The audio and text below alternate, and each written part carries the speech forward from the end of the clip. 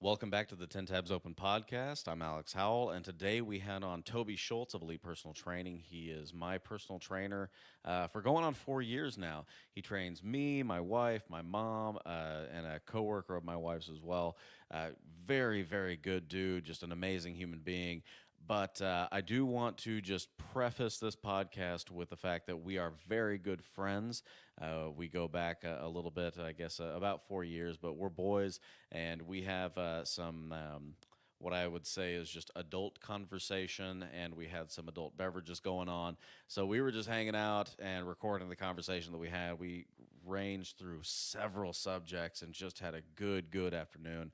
But I wanted to let you know that that's the case. So if you don't want to hear things like that, obviously listen to some of the other episodes. They're amazing. But if you just want to hear two good friends talking, then this is the podcast for you. But Toby Schultz, Elite Personal Training, he lets you know how to get a hold of him. But his studio is in Lee Summit, Missouri. Hope you guys enjoy. Thanks for listening.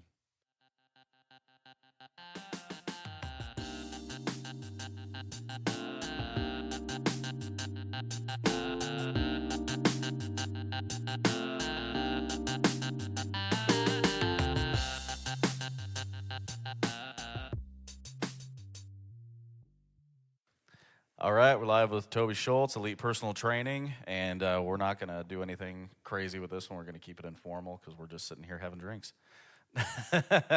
Thanks for coming on, man. Oh, you're more than welcome, man. I'm glad to do it. Happy to be here. Absolutely. Well, it's not kid sickness. It's not weather that's keeping us from doing this. It's just finally had a day where everything worked out. Thank God, because more ice is coming tomorrow, I guess. Oh, shit. Seriously? Yeah.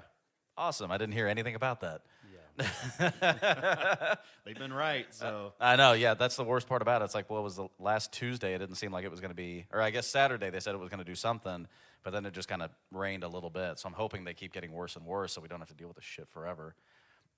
But we just got the generator up and running and ready to go again. So hopefully if anything does happen, we'll be fine. You're prepared, man. Yeah. So how was this morning? How were the workouts?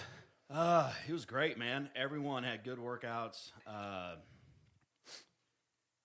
Man, my clients just really get after it. Yeah. I mean, it's rare. You'll have some people that are tired.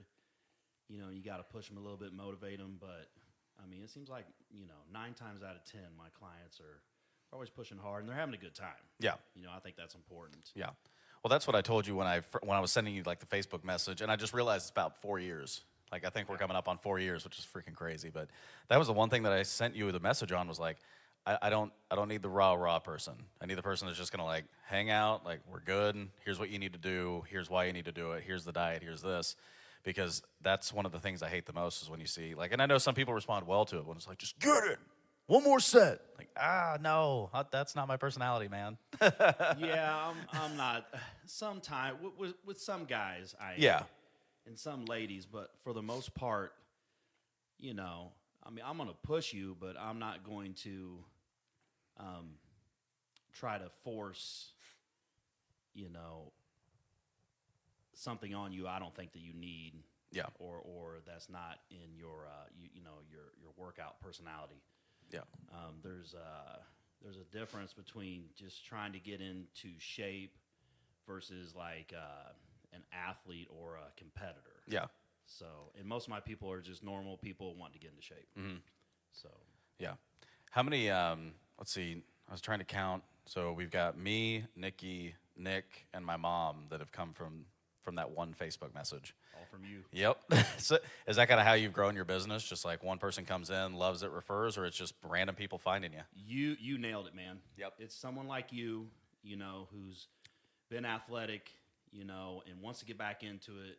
They know what kind of shape they can be in, but they need some advice, some motivation.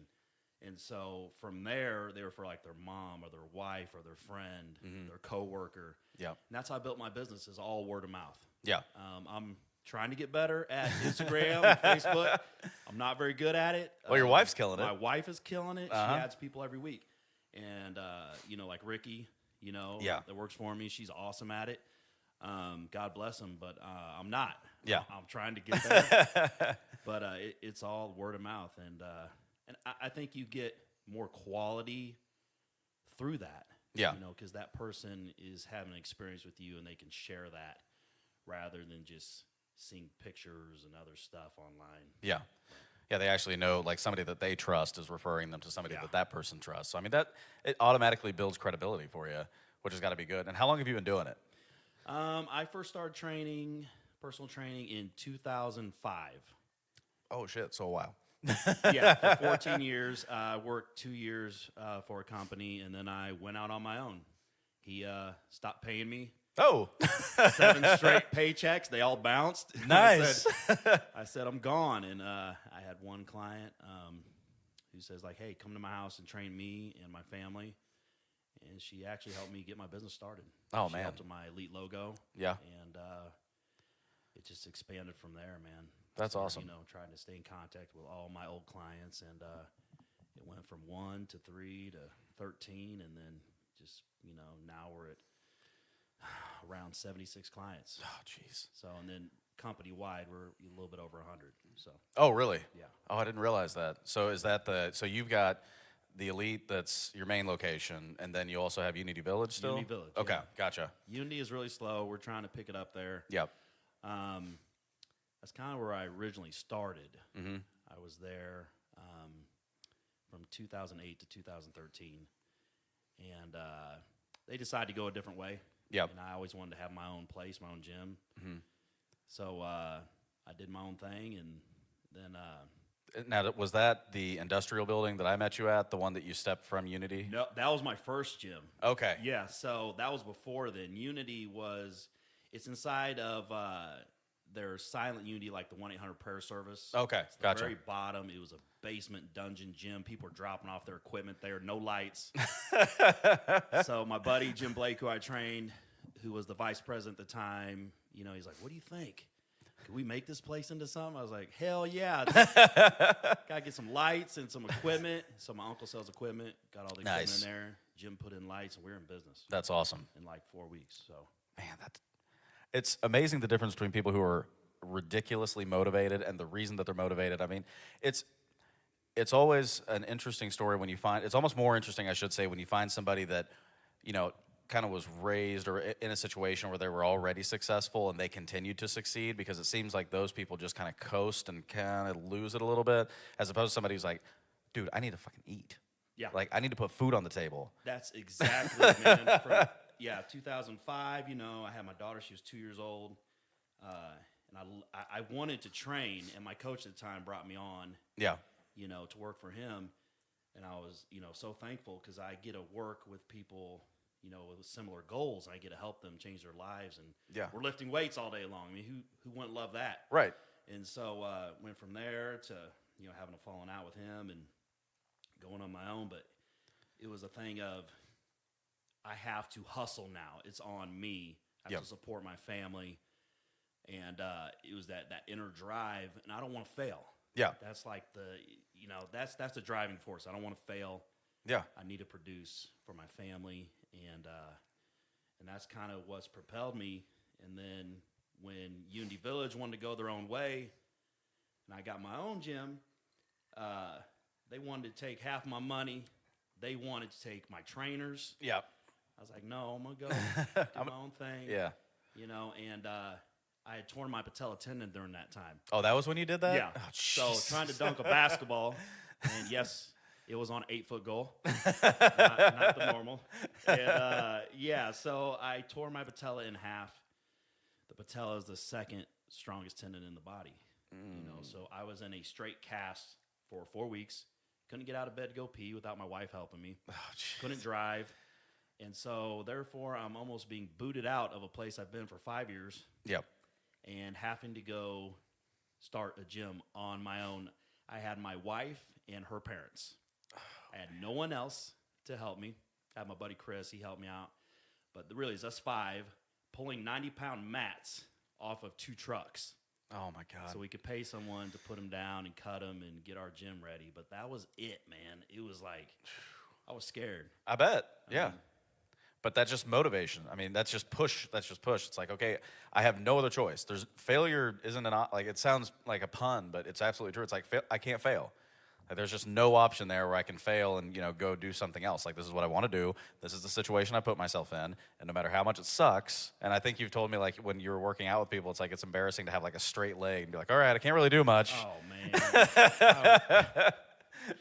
It sucked, man. Yeah. So I had that happen, and then a year later, it was the day before me and my wife were going to Dominican Republic, Punta Cana. Mm-hmm. And, I didn't drink much that morning. I was dehydrated, but, I was feeling strong. So I had 3 plates on each side on the flat bench, and I ended up tearing my pec. So now I got a bum leg, tear my pec. She comes home, my whole entire left side of my body's turning purple. And she's like, what'd you do? I don't know. I think I tore my pec. Sure enough, I did. It was a minor tear, but my whole entire left side turned purple. So I was in Punta Cana with freaking this swole up arm and chest, and it was purple and black. And yeah, man, I'm a mess. That's just the sexy look you want to have when you go to like a place where you have to have your shirt off most of the time. Yeah, it was a little embarrassing. Yeah, but yeah, man, it's been definitely an adventure. Yeah, but I mean that's the kind of shit that's going to happen no matter what. I mean, you're not only is your profession training, but you're in bodybuilding competitions and succeeding well at them. It's not like you show up and just hope that you place. It's like you're there to win. And I've seen you do that because you get intense. Like as intense as you are in the gym, you're way more intense when you're doing competition. And so like it's just like anything else. Like it might sound like, I'm a bodybuilder and I went on and I hurt myself. It's like, no, I'm a competitor that was doing exactly what I needed to do to keep my body in shape so that I could succeed in the future and present. And I fucked up. Like I tore my pec, I tore my leg. The leg might not have been something that you did when you were trying to like help yourself, but whatever. The leg, that just sounds like it was more for fun than anything else, but. Yeah, man, it was stupid. Yeah. It was on Easter. my brother-in-laws were all dunking, and I was like, oh, yeah, this looks fun. I'm like 230 pounds. So I jump up, hang on the rim. The basketball goal is falling back on me, breaks off. So it's either I throw this thing off me or come down. I tried to come down both legs. I came down on one snap. Yeah, man, it put me into a little bit of shock. Oh, I'm sure. It was freaky, but thank God I got by that. My wife helped me out. I was driving her minivan, basically sitting in the passenger side of the minivan. Like a jackass. Because I'm self-employed, and she's a stay-at-home mom, and that's our income. And so, I had to do it, man. I was, the day after it happened, I tried to go into work and do it, Yeah. I have no choice. Yeah, it's weird. Like, just those injuries are the weirdest thing to me because, like, yeah, you were dunking and that kind of thing, and it's fun showing off, whatever. But, like, those injuries also just happen. Like, I was playing a game of pickup with a couple of guys when I was in college, and I say a couple of guys. I never hung out with people, like, that were my age because I worked most of the time and I had my own house. Like, I felt like I was, like, an adult before I ever graduated. And but I was playing a game with some of my the vice president of the bank, his friends. And so they're like anywhere between 35 and 50. And this guy that was probably, 40, 42, we're playing. And I wasn't guarding him, thank God, because I felt horrible. But he tried to like spin out. And this was not a guy that probably had done that for 20 years. And as soon as he tried, I heard the snap, and he just went down. I was like, I don't know what you tore, but that's not going to be good. And so the next day when he came in to like put some funds in his account, he was on one of those little scooters where you like look like you're taking a knee on the scooter. Yeah. Yep. He was on one of those. He's like, yep, tore my ACL and my MCL, and looks like I'm going to be out forever. And he was in construction too, so I can't even imagine how much shit those guys gave him. You see it all the time. Oh, yeah. I've had trainers work for me, go out and play flag football. Come back, torn Achilles. Yep.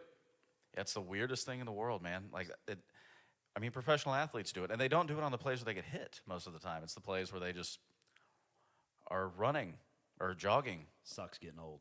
Yeah. Well, and some of those guys are like 23. Yeah, that is true. Yeah, it's not just the old guys. No. So you and your wife are both competitors. Yeah. And you both have had a lot of success. And that means that you both are on meal plans and not like partying plans. and you have 4 kids, 3 between you.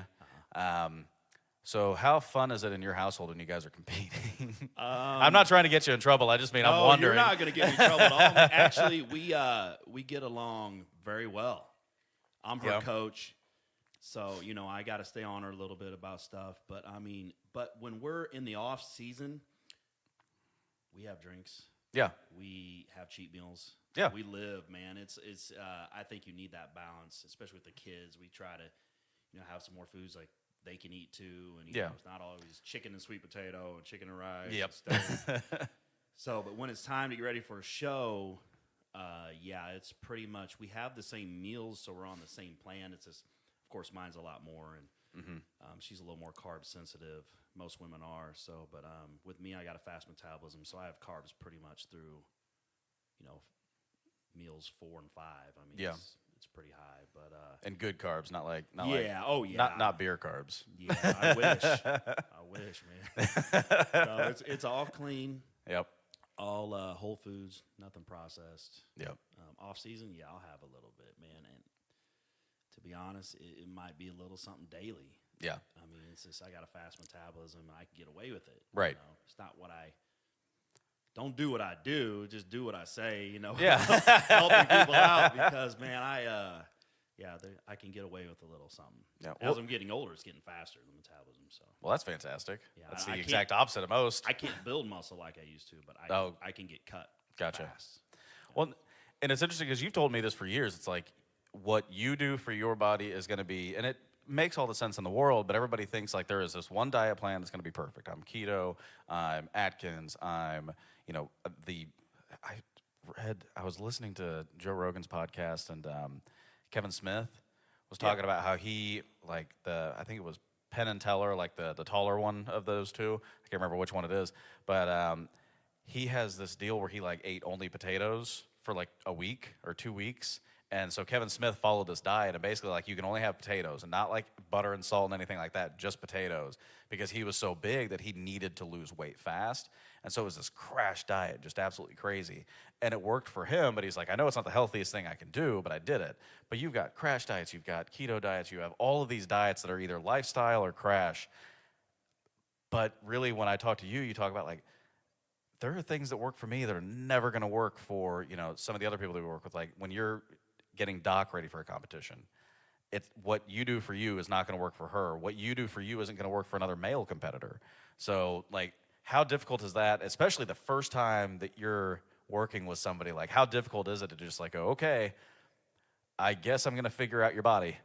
I'm so glad you asked that. If any of my competitors are listening, do a damn off season with me instead of doing this prep. It fucking drives me nuts because I can't learn their damn body. Yeah. And so people will come to me. Keelan Mitchell is the only one, seriously, that I've learned quick. And he has a great metabolism. He's such a hard worker. It's easy to figure him out. But everybody else, and my wife too, but because I live with her, but everybody else, they want to come to me at 12 or 16 weeks out. Okay, perform magic. I don't know what you've been eating the last 9 freaking months, man. And it's... Do you look like this with steak and rice every meal, or do you look like this with pizza every meal? They don't take in all the variables that I'm thinking about. Right. Okay, so let's see how your body responds to steak, chicken, ground turkey. Let's see, how some post-workout carbs, how you react to that. Let's see, a cheat meal. Let's see if you can take, sweet potatoes, and brown rice and all this other stuff. And it's you have to be on top of it. And with some people, you have to babysit competitors. Yeah. You have to, they want to be told how great they are. And I'm not that coach. I'm not that guy. I'm not going to be that guy. I'm going to keep it real with you. If I think you're looking good, I'm going to tell you. If you're doing a good job, I'll tell you. I'm positive. But there's too much, stroking the ego in this industry. Yep. Oh, you're so great, and you're so this, and and then you're putting false fantasies in their minds about how they're going to place. Yeah. When I'm getting ready for show, and of course, I coach myself, and I'm looking at myself, I'm like, that's not good enough, man. Yep. You're not good enough. That's not good. Let's keep pushing. And my wife is actually, she'll do it to me too. She'll be like, you need to be leaner. You need to be leaner. It's not lean enough. Yep. Not lean enough. You're posing. You need to work on that here. Yeah. In there. You know, and it's good because I need to hear that. You get so many people like your clients, they're not used to seeing that physique. And it's awesome. It makes you feel great. You know, like, hey, you're looking great. You're looking so good. And yeah. But you need to keep going. Yeah. It's just it's a competition, and they don't care about your journey. They don't care your mom and dad's out there and your husband and wife, whatever. They're going to pick the best body up there that day. And but yeah, I would love for people to work with me more in the off season so I can learn their body. I mean, even my people that will come back to me year in, year out just for shows. I mean, it's like, I don't know what you've been eating the last 9 months or 8 months. And it's hard. It's hard to really pick apart. Well, and it's interesting, too, because you've got, in the industry, you know, I don't want to say it's feast or famine, but it's definitely like, I need to get as many clients as I can, because, you know, there are people that are like online that have like 1,000 clients that are just, you know, even if they're full of it, they're still succeeding because they have it. But if they don't succeed, if they find a coach that works with them and tells them that they're pretty and they look great and they've lost all this weight and they look good, and then they go to competition and they don't keep that coach because of that, well, that coach is still training them on ego. So if that coach has spent 2 years telling them like, oh, well, you just look fantastic. It's like, well, I look fantastic, but now I can't get on stage and actually win.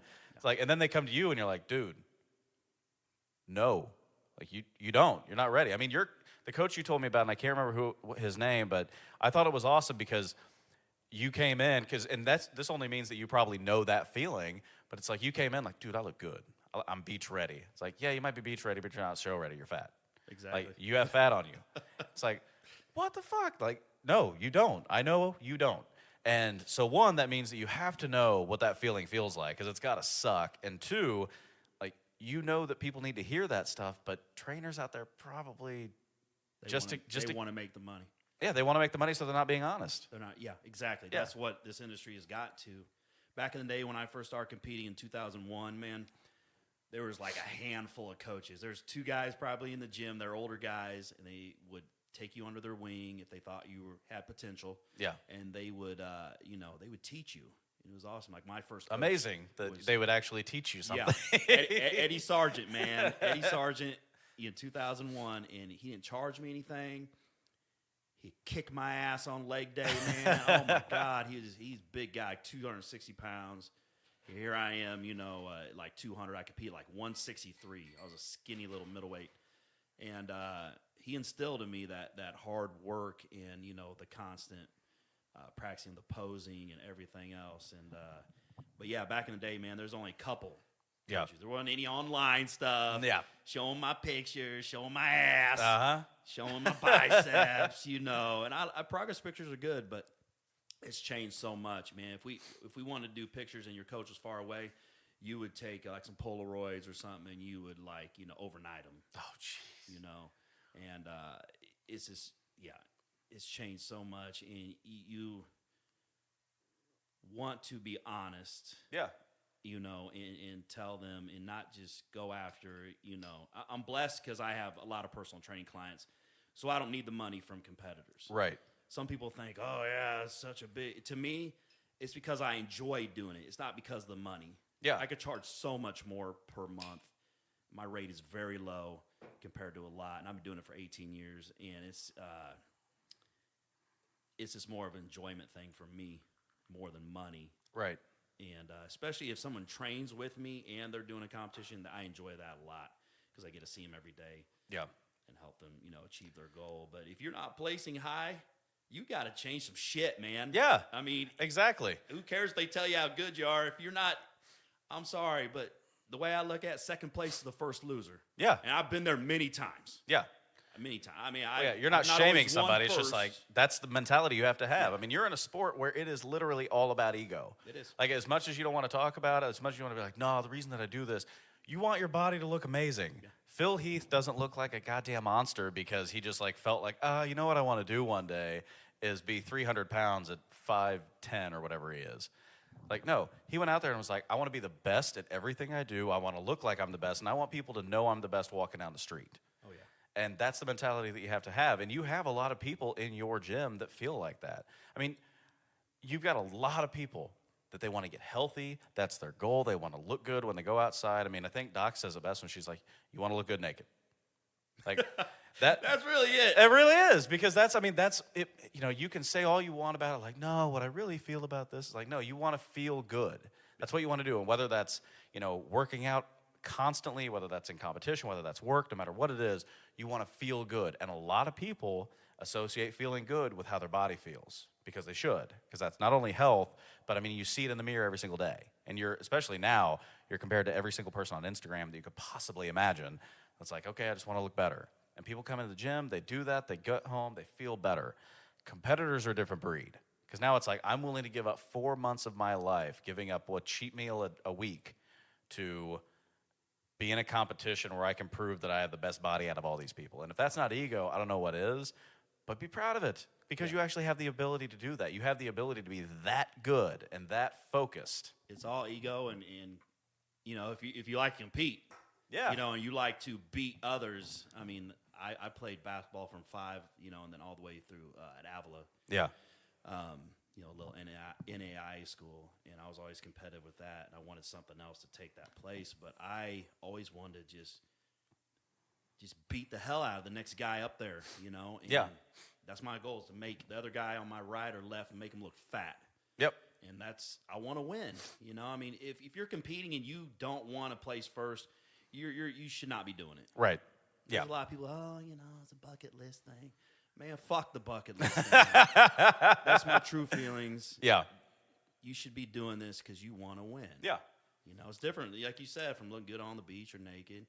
You know, we all want that. God, Yeah. God, who doesn't? And but yeah, the competitors, man, I got a lot of good ones, and then I got some you just gotta deep breath. Okay, we're gonna get Okay. through this. Get your cheese. Okay. This is Okay. fantastic. Yes, I know. You look good, but Yeah. Well, and one thing I do appreciate you saying, though, is like there are times where you have said, hey, you've got a while before you're going to be ready to compete. I mean, I know you've had that conversation with people. It's like, look, you know, you look good, but you've got a year to 2 years before you're ready to get into even a 4-month session of, we're going to compete now. So the fact that you can do that says a lot about you, rather than somebody paying, you know, $99.99 online and being like, all right, I'm ready to compete. And you're just being like, fantastic. I'm so excited for this. Don't eat anything except for steak and rice for 3 months and work out every single day. and be miserable. And be miserable. Yeah. You need to enjoy the process. I always tell my people to trust the process, but also to enjoy it, you know? I mean, this is temporary. The pain is going to be temporary. Yep. The hunger is going to be temporary. Enjoy it. I mean, you're blessed to be able to get up there and actually do this. Yeah.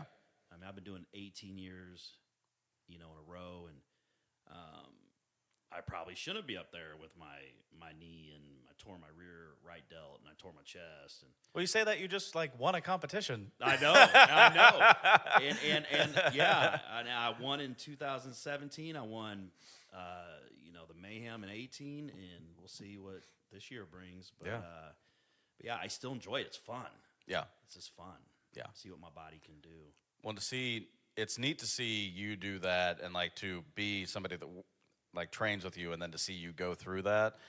But it's also got to be as somebody who is a business owner who's trying to expand their business, to see somebody like Ricky doing that. Oh, it's awesome. Yeah, because like I follow her on Instagram. She seems to really fucking enjoy like the process. Like I don't think I've ever seen somebody so goddamn excited about having a muffin. I know, she was the other day. She was so fucking pumped, man. Ricky has been a breath of fresh air into my business. She started off with my wife for her first show in 17.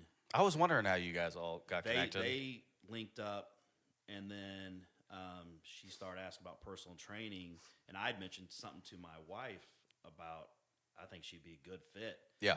And she has been the best trainer I've ever had. That's awesome. I mean, she is passionate about it. She cares about people.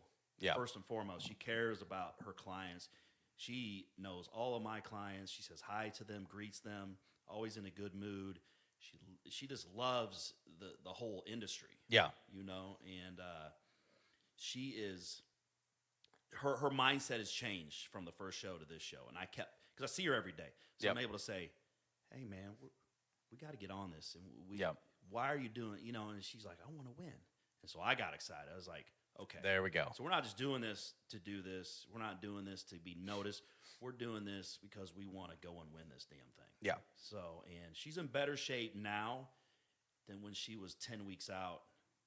Or she's in better shape at 10 weeks out now than she was like the day before the show. Last time she got fourth in her very first one. She had a ton of girls in her class. So, I don't like to say where people are going to place. I don't know. There's a lot of good girls. Yeah. But, I think she has a shot. Yep. Definitely. She's a grinder. Yep. She's ready to work. Yeah, she terrifies me. The way that she works out, it's like, oh my God. She's like an Energizer bunny. I know. It's like, yeah, so here's a 100-pound weight. Why don't you just run it over there to Quick Stop and then grab water and come back? It's like, no, I'm good. Thank you very much. I appreciate it. When she gets people on and you've had me do that too, like the ropes and everything. I'm just looking like this. I don't know how tall she is, but I just picture her as like, somewhere around 5'3", 5'4". 5'1". 5'1". Okay. So it's like a 5'1" person that could kick my ass is how I look at her, because she is like, her workouts are just intense. I mean, you do the same thing. Like, you and I both know that I have a very different mentality about where I want to be as far as working out, what I want to work on. We've talked about that, like I said earlier, over 4 years. I look at her and I'm terrified. It's like, Toby, dude, save me, man. Don't ever leave, because I'll have to work out with her. But that being said, her clients, they gravitate towards that. It looks like they really appreciate that. Like, this is somebody who's going to get me in shape. The same way that clients gravitate towards you. So to see somebody like that working with you in your shop, that's awesome. That means that what you have done is created a system, or at least an environment where if the right trainer comes in, they're going to succeed. And that says a lot about you, not only as a trainer, but as a business person. Oh, thank you, man. Thank you. I've gone through a lot of bad trainers. I've learned along the way. I've seen a couple. A lot of stole money from me, or done shady stuff. And there's not good people or good trainers. I had a bad.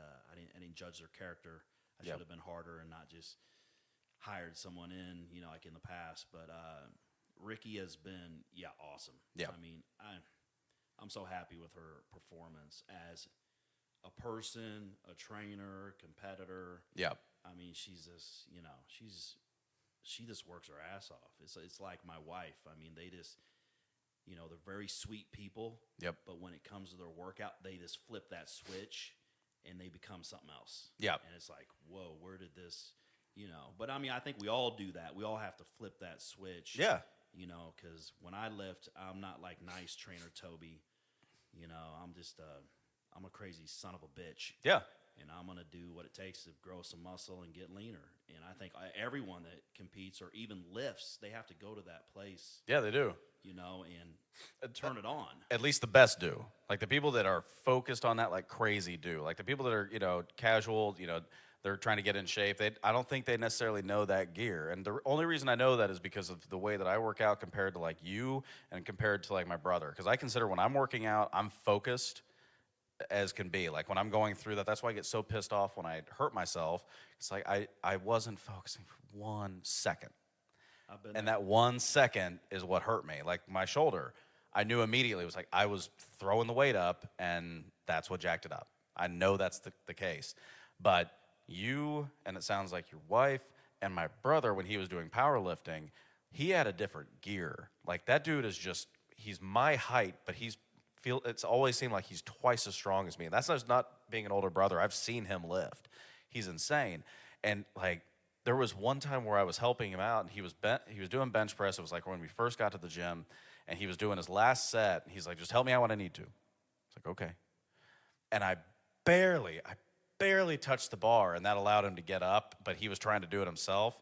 And he just like threw the weight back, and he's like, don't do that. My brother never talks to me like this. He is always, he's been my protector. He's always been like that. But I did that, and he was like, don't ever do that. And he walked away, and he came back. He's like, I'm sorry I did that. It's like, but that's the gear you have to get into when you're doing what you, like when you're lifting. That passion, that drive, that everything has to be pushed that way. I'm sure I have that gear, but I can't bring it up like he did, and I can't bring it up like you did. And there's something to that. The ability to just kind of get so focused on something where everything else disappears is something that I think is pretty incredible. And it sounds like you've got that. I do, man. It just comes from sports and wanting to win, but also, to not let that set or those reps beat me. Yeah. I'm trying to get to a certain number, and I'll do what it takes to get there. And just I'm honest with myself. I know I need to improve on certain areas of my physique to keep doing well, especially at the national level. So I'm gonna keep pushing and doing what I can. At 42, but I like how you threw that in there. Just like, 42. 42, beating all those young ass bucks. I was the second oldest guy. But no, it's you have to have another gear. Yeah, another gear. You gotta like Kai Green was talking about it. He's such a nice guy, but he's like, if you don't think I have violent tendencies, you're fucking mistaken. Yeah, because I can be a motherfucker. Yeah, and that's kind of the mindset that I go to, and probably clients would freak out if they saw that. But like, I'm talking to myself, I'm yelling, I'm screaming in there, and I just lock the doors. No one can hear me. Right. I mean, my wife sometimes, but when she first saw it, she's like, "Whoa." Yeah. Ooh. Like my old lifting partner Travis, he was used to that. He would get freaking buck wild, but yeah, you just got to have that next level. I mean, like Hugh Jackman talks about that. It's like when he'd work out, he had to have the gym to himself because he was like, especially when he was training for Wolverine, it's like that's intense exercise. I have to get to that point. So he's deadlifting, screaming. He's working free weights and he's screaming because it's like, I have to get the Wolverine mentality, but it's also from me. So I have to balance that out. And that's freaky, but it's also like, to know that you have that gear, because it's not second, it's not third. Like, that's like sixth gear. It's that gear that not all cars have, but the ones that really need to perform have. And that's pretty incredible. Wow. It's just always been there, man. I don't know. It's just from lifting, heavy-ass weights. And now it's not so much heavy, but it's just almost like therapy, man. It's like spiritual or something. It's just... it's so relieving to me to be able. If I don't lift, I'm kind of a grumpy asshole. I gotta have it, It just takes the edge off, and it makes me feel complete. It makes me feel, like I did something that day. You know? I love training people, but I gotta train myself too. Right. Well, I do think it is therapeutic in some ways because I mean, that like when you're lifting, it's releasing chemicals. It's like pushing that, but. Speaking of, you were talking about gear earlier, and I just mentioned chemicals. You are in an industry that everybody looks at you and looks at every other bodybuilder and thinks like, that's really neat that they do that, but steroids. Oh, yeah. And we've talked about that. You've been called out on it, like in the movie theater where your wife heard somebody say like, oh, I could do that if I was on steroids. Yeah, that dude, what did he say? I walked off to go get something to eat. And the girl was like, yeah, the guy's huge. My wife heard it, and the guy's like, well, if I took everything that he took, I'd be huge too. Yeah. Or he says something that's all steroids. Well, and it's so weird because it's a twofold argument. It's like, okay, so first of all, steroids are prevalent in bodybuilding. I mean, almost every, like from Dorian Yates to Schwarzenegger. If you don't think they're prevalent, oh yeah, you got to be on crack. Yeah, exactly. There's no way that men are walking around. No, that's I think that jacked. Yeah, I hate to keep bringing him up, but like I listen to him constantly. But it's like Joe Rogan talks about. It's like that's a different kind of human. You're not a human anymore because you're taking other stuff. But at the same time, there's two arguments to that. It's like one, you can't just put steroids in you and sit around and think that you're going to be gigantic. Like steroids are for recovery.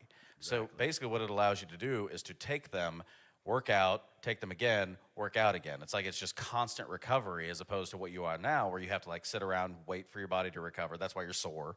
And then you go work out again. It's like they allow you to just build and build and build. So these guys that people are bitching about like, oh, well, he's on steroids. Like maybe, but he works out constantly. You don't just like put those in your system and you grow. There are so many guys at the gym that will just come up and tell me their cycles or whatever. I'm like, I don't even know what that is.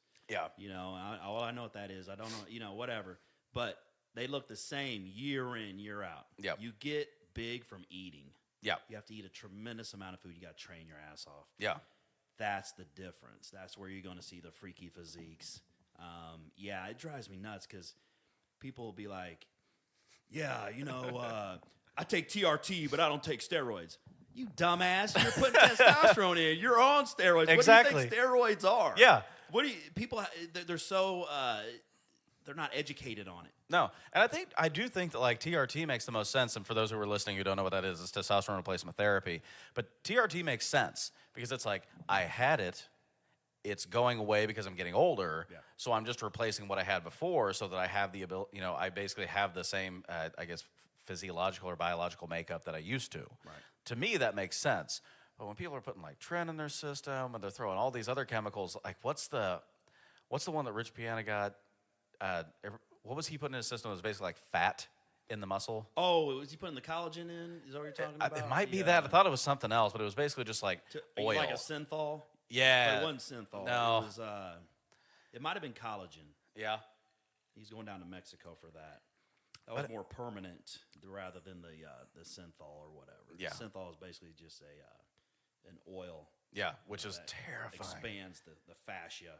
Yeah. And allows that muscle to grow bigger. Well, and if you look up like YouTube synthol, it's just like all these guys that are like skinny, is like they're Michael Cera skinny, and they've got like these giant biceps because they've just been straight Those guys injecting. are taking like MCT oil. The guys down in Mexico and stuff. Yeah. They're taking that, or they're taking just like any kind of oil they find Ugh, and just God. injecting that shit. That's why it looks horrible. Oh man, yeah, that's terrifying to me. But I mean, it goes back even to Dorian's days. Guys were doing that. They were doing that in Essaclean.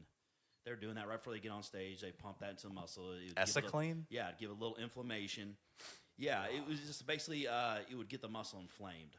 And they would do that so it would make it look bigger. Oh, there's so much shit I could tell you, man.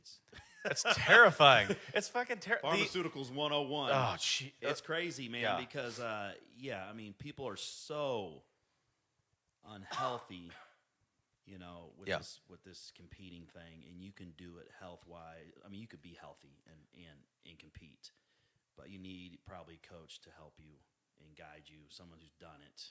Yeah. And knows, the real deal, not some just internet guru, but someone who's actually in the trenches. Yeah. Well, I like that. Like, I think Keelan is in one of the ones where you have to like be tested. Oh yeah, and he's then 100% you have to, natural. Yeah, and you have to go through. Don't they do a lie detector? They do a lie detector. That's a bunch of bullshit. Doc failed that damn thing like 100 times. Everybody fails it because you're laughing and shit. And they ask you crazy questions like, "How many times you cheated on your husband?" or something like that. Whoa, it's like stupid shit. But no, they do a P test, and I will tell right away. Yeah.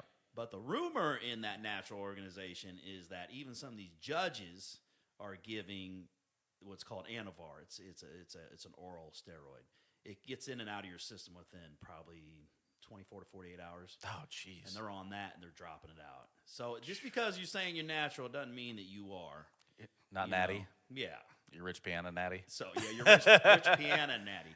But, yeah, I mean, I would say most of those competitors that are, in there are natural. Yeah. You can tell the difference, between the different organizations. I mean, it's just a bigger look, denser, more 3D.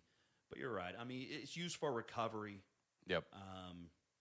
But yeah, you get that a lot of, well, I take T3, for my thyroid, and then I take estrogen, and this just a little bit of progesterone and testosterone, but I don't take any steroids. Like, you dumbass, Dude. you are using all kinds of shit that people use to get cut and to gain muscle. You are on all the shit. Yeah. So, but I've got a doctor's note. But I got a doctor's note. Well, so do the rest of the 300-pound, 5'8" guys. Yeah. Yeah, man. It's a trip. Yeah. Well, it's what makes it an interesting industry. Like, the fact that bodybuilding just kind of accepts, like, okay, so we've got this person that has this person that has this. It's like, but, if you just deal with a normal business, you don't see that at all. Like, there's nobody that's an accountant that's like, yeah, I needed TRT in order to, like, make the numbers better. Oh, it's crazy, yeah, man. Yeah, and that's, And again, like you see this in the UFC, you see this in the NFL, NHL, Major League Baseball. Obviously, has had a wonderful history of steroids, Yeah. but it's got to be interesting in an industry where you're looking at other sports or you're looking at other, competitive arenas, I should say, and you're saying like, okay, so busted, busted, busted, busted. Our industry would be nothing if we didn't have it. Yeah. What a weird thing to have to say. Very weird. That's why it'll never go mainstream. Yeah. Oh, that makes sense. There's no regulation. And the thing is, if all these guys that were, doing, the Mr. Olympia, they were natural, and everyone was natural across the board, they would still be champions. Yeah. Because it's in their genetics. Right. And in the amounts of food they eat and their training. But it's like you go to, the organization and you go to the NPC, and they're like, well, in order to compete here, a lot of coaches will even say that. Well, if you're going to compete in the NPC, you got to do this, this, this, this, and this. I've had guys do the NPC, guys and girls that are 100% natural. Really? Keelan's done the NPC. He placed. Oh, wow. He won Masters, and then he placed fifth. That was his very first show, and he placed fifth in the Open, which is amazing. Yeah. He's 100% natural, and so there's all kinds of guys and girls that will go in there and win, and they'll be natural. There's just different genetics. People can't understand. Hey, this guy actually might have better fucking genetics. That's just how it is. Well, yeah. Yeah. Well, I mean, the only story you have to hear about Keelan and his genetics is the ketchup story. He loves fucking ketchup. Can you talk about the ketchup story? Because that, I just laugh my ass off every time I hear about it, because he's obviously so gifted genetically. He's got like small waist, his shoulders are broad, he's got an amazing body, but just can you tell a little bit about the ketchup story? I won't tell too much, but I found out that he likes barbecue sauce, because I train his buddies too now. So I'm finding out all kinds of Keelan stories. But at least he's sticking with the mustard, because he had like 50 kinds of mustards in his refrigerator. So, I mean, that's good. He sounds like every college student. And I love working with everybody, but him by far, he is the most loyal client I've had. But besides that, he's a good man, and he's a good husband and a good father. He's everything that I'm trying to be. Yeah. And he's just been a blessing for me to work with. That's awesome. Yeah, he's the epitome of what every competitor's been. He will not bitch. He will not moan. He will not complain. Yeah. He's dead. He has a full-time job, and then he's training before and after. I mean, the guy loves it. He's just ate up with it, but he never bitches. Well, imagine, like, it's amazing to me that he does all of that and succeeds. Yeah. What an amazing thing that he doesn't bitch and moan. He doesn't complain. He loves his life. Obviously, he's a good family man, and he does everything that he possibly can. And lo and behold, he succeeds. Good guys win. Crazy. I know, man. Yeah. Yeah. I mean, it's just when you have the ability to say, like, you're going to section off your life, and you're going to say, like, when I work, I'm going to work my ass off. When I work out, I'm going to work out like crazy. When I'm with my family, I'm going to be with my family, and it's going to be family time. Like, it's that discipline that seems to be the difference between the average human who's just trying to, make it 9 to 5 and do what they need to do, and people like that who absolutely succeed, and it seems like everything that they do, but you don't understand what it takes until you have that mindset. And I'm glad that you found it, man, because I can't count the number of times that you've either laughed, talked highly about, or just like seemed very proud of the fact that like he succeeds. Like when I was talking to you in the gym about, like, I think I was weighing in or something, and it probably wasn't going well, so I was trying to distract you. And I looked at the picture on the wall, and I was like, that guy looks like Keelan. Like there was this like swelling. Like, yeah, it is. That's my guy. Oh, very proud, man. Very proud. Yeah, it's second best in the world. Is what he placed. His last show. I mean, in the world, in his organization. There's only one more place to go. First. I mean, so. Yeah, it's he is the one that can come to me and be like, all right, coach. He always calls me coach. That's awesome. We're almost the same age, but he's like, coach, I'm ready to go. And I check in with him every once in a while, say he's doing. He does his own off season. Yep. But I know at 12 weeks, I'm gonna get everything I need out of that guy. Yep. everything I need. I don't have to babysit. I don't have to say, hey, are you eating this? Are you drinking this? He's on it. That's awesome. He is on it 100%. He wants to do well. Yeah. And it's just refreshing, you know. And, I got a lot of other good ones, but he's just different. Yeah. So it's awesome. Yeah. I mean, I'm sure Andy Reid appreciates all the players on his team, but something about Pat Mahomes also makes him pretty happy. Pretty much, yeah. That's a good analogy. Yeah, man. Yeah. It really is. It really is. And, and then the two guys I'm working with right now that are his friends have the same mentality. Yeah. And one is just, he's dropped 50 pounds in like the last probably 10 weeks. Oh, jeez. And then the other guy is just a genetic freak. Yeah. The next coming of Keelan. But he has better genetics than I've ever worked with. Oh, wow. This guy is like, I'm not going to say his name, but he's just... I've seen some of the pictures on your wall, and you've got some people that have good genetics, so this is freaky. This guy is, he'll probably compete at probably 175, 180. He'll look like he's 200, 205 on stage. This round muscle belly's the waist of a freaking, 15-year-old girl, and freak of nature. That's awesome. So it's going to be fun, man. And, I think Ricky's going to do well. My wife has a girl that's doing it, so it's going to be a good time. Well, it's fun to see, so for people who are listening, I don't have video yet. I'm working on it, but I don't have video yet. But it's funny to see you talk about that because, that's where I can see the excitement because you're, rubbing your hands together. You can tell, you got a little sway in you. I mean, that's neat because you can see, when people are actually not only physical specimens, but people who are willing to work. You're excited about working with those. And that has to be something pretty cool to just know that that's your life. I chose something where every single day that I wake up, I'm motivated. I'm so blessed, man. Yeah. To do something. Because, I did 3 years of college. I didn't know what I wanted to do, wanted to be. I thought I wanted to be a teacher like my parents. Yep. Saw one of their classes. I was like, fuck no, I ain't being around all these kids. I want to be a coach. But, I get a coach this way. Like my dad, he was my high school basketball coach. So I get a coach, but it's in a different format. It's different. But, man, I'm so blessed. And besides the competitors, the main thing that I'm proud of is I got awesome clients that I see every day, like you and Nikki and Nick and Shannon and Doc. Doc's been with me forever. And, she's another one that is just runs a business, and she just is in there, with me 3 days a week, and then she does another 3 on her own. Yeah. 55 years old. Oh, she's a badass. She's just crazy. Total she is crazy. I love she's her. a total badass. Yeah. And she'll come in. It's like some of those mornings where she's come in and she just looks a little off for about 5 minutes. She was like she's dead, like a zombie, what's going man. on? It's like I had to come in at 2:30 to take care of this dog or this cat. It's like, well, couldn't you have had somebody else do it? Yeah, they wouldn't have done it right. And then 10 minutes in, she's telling stories about whatever books she's reading, podcasts she's listened to, movies she watched the other day, series, whatever it is. It's like she is one of the most incredible people that I've ever seen because she is just constantly Doc outside of pre-ab workout. Yeah. She does abs every single time she comes in. By the time she's done with abs, she turns into Doc.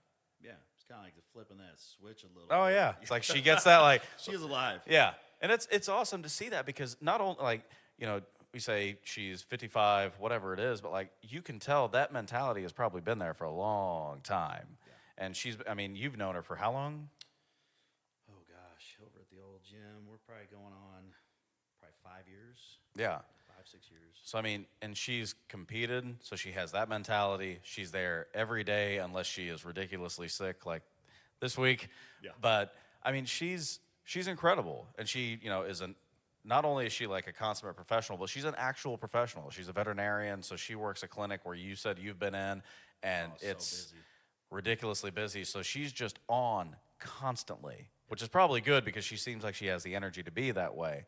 But clients like that, not only because of the competitor in her, but a client like that is that devoted to what she does, somebody like me, like I said, I'm not going to say I'm the perfect client, but somebody like me appreciates everything that you do because of how you do it, and it's an advertisement to everybody else to just walk into our hour at Monday, Wednesday, Friday at 7 a.m. to see 30 minutes in, people are woken up, they're ready to go, they're in their workout, and there's laughter, there's stories, there's most of the time something inappropriate going on. Not horribly inappropriate, just like an inappropriate story. I love that hour. Oh yeah, but it's fun, and it's like, this is like, you did this, like you built that. That's got to be something pretty amazing. It is. It's sometimes fun to sit back, even like on a Saturday when we have like 20 people, close to 20 in their total. Yeah. Well, it's like, just to give people that are listening to it a second, and I'm sorry to interrupt you, but your Saturdays aren't like just people who come in on Saturday. Like sometimes this is me, like, dude, I was out of town all week, and I come in on Saturday. Like this is sometimes a mix of different personalities. So go ahead. Oh, yeah, I'll have anywhere between 10 to 15 in there, and then Ricky will have a couple, and then you got me and her, of course, that's taking up room, and it's just packed. But it's fun. It's a great atmosphere, and everyone's getting along, and it's cool for me as an owner to see all the different personalities, and they're all supporting each other, having fun, poking fun at each other, just just cracking up. But it also getting the work in. And it's cool to see that, just to step back and just just take it all in. And I need to do more of that to realize, hey, you started with one person in 07. Yeah. And now it's and that's crazy, close to 80. Yeah, it's incredible, man. It's I'm so blessed, and you always think of how you can do things better, and I still want to get better at things that I do, and it could be more. It could be even better, but I don't know. It's just things have worked out for some reason. It's just clicked, especially the last like 4 or 5 years, to where it's just incredible. It's just like, what in the hell? Because the program I came from, I never thought it'd be duplicated. Yeah. And at one time, we had more clients than that program did, and so, I mean, but I would say, probably in Kansas City, we're probably one of the, biggest client base, as far as seeing people in person. Right. With the one-on-one training and the tandem and the group. But, we're just trying to get better, We can get better. Yeah. But it's just I would like to have some, some more trainers. And Oh, yeah. But then you got to expand your space, man. You're getting too successful. At least it's too expensive. You just gotta wait for that place next door to go out. You expand there and get a few more trainers on that side. Man, I wish. I've already had dreams about that. Put in more equipment and cardio and all kinds of stuff, making it accessible, 24 hours a day and stuff like that. Yeah. So I mean, you're a trainer. You said you're 42. Like I'm 32, so speaking from that side, though, I mean, you're still a young man when it comes to a career, and especially this career where you're passionate about this. You see it in your eyes. You know that's the case. When you're talking about the future, when you're talking about what you want to do, what's the ultimate goal? Like if Schulze Athletics takes off and everything takes off, but elite personal training is still there, what's elite personal training look like in 10 years if everything is perfect for Toby? 10 years... probably like 7 or 8 trainers, close to 200 clients, a couple locations, not big, just what we have now, couple. Maybe even still Unity Village. I don't have to be involved as much, take a step back. I would love if one of my kids would get involved. Yeah. And really wanted to do it. My daughter started working out a couple weeks ago. And she was always like anti-working out, anti-personal training, blah, blah, blah. And then we were driving home yesterday, and she goes, Dad, I think it might be cool to be a personal trainer. I was like, what the hell? Your heart just goes oh, my God, I love you. And it's just, I'm just planting that seed, and it's just, I can see it growing. Yeah. She's seeing her body change. She gets stronger for track. And, I would love to see my kids involved in some way. That would be my ultimate goal, just to have my family involved. Yeah. It would be just amazing. Yeah. Well, it's interesting because, like, when you think about a family business, normally people are like, okay, well, somebody opens a restaurant, it's a family business. Somebody opens a retail shop, it's a family business. You don't, like, unless I'm mistaken and just am not bringing it up or haven't seen it, like, there's never been a sitcom about this family business personal training place. So, but I mean, it makes all the sense in the world because it's like if you're training with somebody like you, like it would make all the sense in the world to if your kids have your personality to bring them in and be able to work that through. So, I mean, that's pretty incredible. And what I like about what you said was you weren't talking about like a mega complex or Schulze Athletics and this is what we do. Those all fail. Yeah, exactly. And you've seen that. Mm-hmm. Yeah. So the fact that like one, your daughter is interested is just cool as shit. But two, the fact that you know your business and you're honest about it. It's not like, yeah, I want this to be this huge complex and everything's working out. It's no, I don't want that. What I want is something that makes, and I'm sorry that I'm looking down here because I just had like my computer blow up. But the fact that you're saying like what's succeeding now works. And if my family can be more involved, fantastic. I mean, you talk about your family all the time. It's awesome that seems to be the ultimate goal. And if they go on and do other stuff, fantastic. But the fact that they're even interested is pretty neat because there are a lot of parents that, you know, they'll be so involved in something that their kids are like, I never want to be this. I mean, I know somebody very close to me that's like, you know, as far as real estate goes with what I do, it's like they're like, nope, my parent were, you know, they were always out. They always had to leave like in the middle of dinner to show a house. I never want to have that, so I don't want to be a realtor. If your kids are loving what you do, that's got to be pretty cool. Yeah, I don't want to force anything on them. No. Like, I love my dad, but I felt like he forced a lot of, you know, like basketball on me. Yep. You know, and I ended up, you know, getting a scholarship going to AVLA, and it was good. But it was like basketball. And it was just like, I parent different than him. I say my wife's a bigger hard ass than I am. And growing up, my dad was like militant. Yep. You know, he's this little German guy that's, you know, you even look at him wrong, he's gonna bust your ass. Yeah. And that's, you know, we grew up pretty strict. And my mom is very sweet, you know, but they're both great parents. But no, I decided to, you know, hey, if my kids want to do this, you know, I'm gonna support them. Yep. You know, I'm not going to push anything. I'll suggest it if you want to do this. You know, you're running track. You might want to lift some weights to get stronger. They made her lift weights anyways. Mm-hmm. And then she's like, well, I want to come with you. And then now she's just like, wow, I'm starting to see my legs change and I'm getting some abs and my arms. And that is motivating as shit. She's kind of like it. Yeah. And then she's like, I really like the people I lift with. You guys seem to have so much fun. I was like, yeah, that's what I do all day long. Yeah, I have fun all day long because of that. Yeah. I mean, some days are better than others, but. Oh, sure. You're going to have, you know, those rough days. You know, not every client you're going to get along with. There's some personalities, you know, where it just doesn't work. It's very rare, but, you know, there's some people who'll come in and try to dictate my workout. And you came to me for my advice, okay? So, no, it's going to be my workout, what I want you to do. You wouldn't come to me if you already had it figured out. Exactly. So, you know, I don't go to the doctor telling her what to do or the dentist or the barber or whatever. You know, I mean, I'm asking you, hey, take care of me. That's what I'm paying you for. You might want to tell the barber what to do, though. Well, yeah, that's true. That's true. My barber's too busy telling me dirty jokes. Nasty jokes. That's awesome. Yeah, man.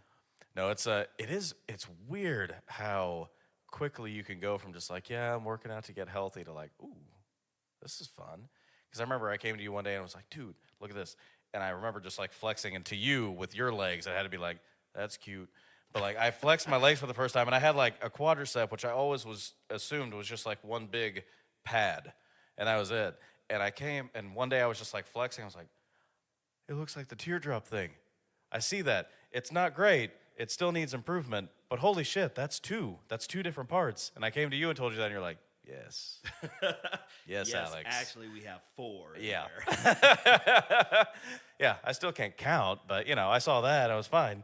But no, I mean, it's motivating when you see that. So especially with somebody like her, she's young. She's been around you and your wife forever, and she's now kind of finally coming into the point where it's making a difference. that's got to be cool to see. One, as like a trainer, but two, especially as a parent. Like, Oh yeah, yes, it's the dad part. I'm yeah, like, she's really buying into this. I've been talking to her about this for 3 or 4 years, pretty serious, and she's, I don't force her to go. She's one to go. Yeah. And I'm like, okay. And then usually she just comes on Thursdays, and now she's like, well, I want to come on Monday too. Nice. Okay. All right. Yeah.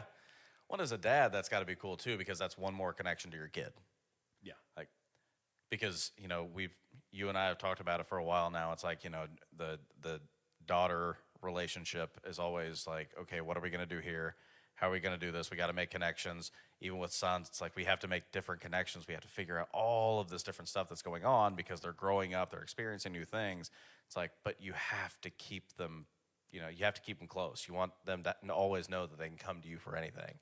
And so that extra connection has to mean so much. You're so right, man. And as she's getting older, and you know how teenagers are. We're all there, and you wanted to go do their own thing. I was a perfect fucking angel, man. Yeah, I bet. Yeah, right, buddy. Ask your mom about that. I want to have that bond with her, and we were always just real close, when she was little. Yeah. And she's this, big daddy's girl, and then as she's gotten older, she kind of drifted away. But I see with this lifting thing, she's starting to come back in. And besides, she knows she can get over on me. She always asks me to do shit. And for money, and mom's like, no, don't ask me for anything. You're like, okay, I guess I might be able to do something. Well, she's so cute, man. It's hard to say no. Yeah. I'm trying to teach her, but it's hard. Yeah. But yeah, it's easier with the boys. Oh yeah. I don't know exactly yet because I've only got coming up on 4 years. I guess 3.5 technically, but the dynamic between like the two boys, it's crazy. So I can't imagine having like 3 in the house and 4 total. I don't know how I'd handle it because like our two are, basically 3 years apart, like 2.5 years apart, something like that. And the differences between them now and like just knowing Connor being the oldest, like him growing up, he's completely fucking different than Archer. Like there are similarities in looks, and outside of that, not a ton that's similar, and it's freaking me out. It's like, did I sign myself up to like are they just gonna like fight all the time because they're so different? All right, we're gonna take a quick break. All right, we're back. So quick pause. So what I was saying was the differences between those two are just incredible, and that's 2. You have 4. How do you like just as a dad? Like it's weird because like I don't ever mean to, but I am 100% sure. Like even though Archer's a baby and Connor's 3.5, it's like I know I still like treat them differently because of like just who they are, and I know I probably handle Archer differently than I did Connor. You have 4. How do you deal with that? Like that's almost like having multiple personalities. I think it's harder for you because yours are so close together. Yeah, they are. Jay, my oldest, is 22. Yep. And then Olivia is 15. So there's 7 years there. And then there's another 7 years to Aiden. So there's been gaps, which has helped us. Yep. And so, I had joint custody of Jameson, with his mom. Yeah. So he would be there on weekends and Wednesdays or whatever for the majority of the time when we had Olivia. Yeah. And then he got older and, he has his own place and he's engaged and a baby. And so, yeah, I'm a grandpa. So, I notice you have that proud part, but you're like, I'm a grandpa. I love Layla. She's beautiful. She is,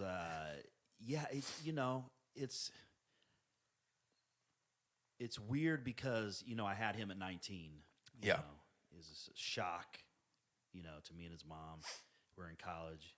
And then, for him, he's 22. He waited longer than I did. Yeah.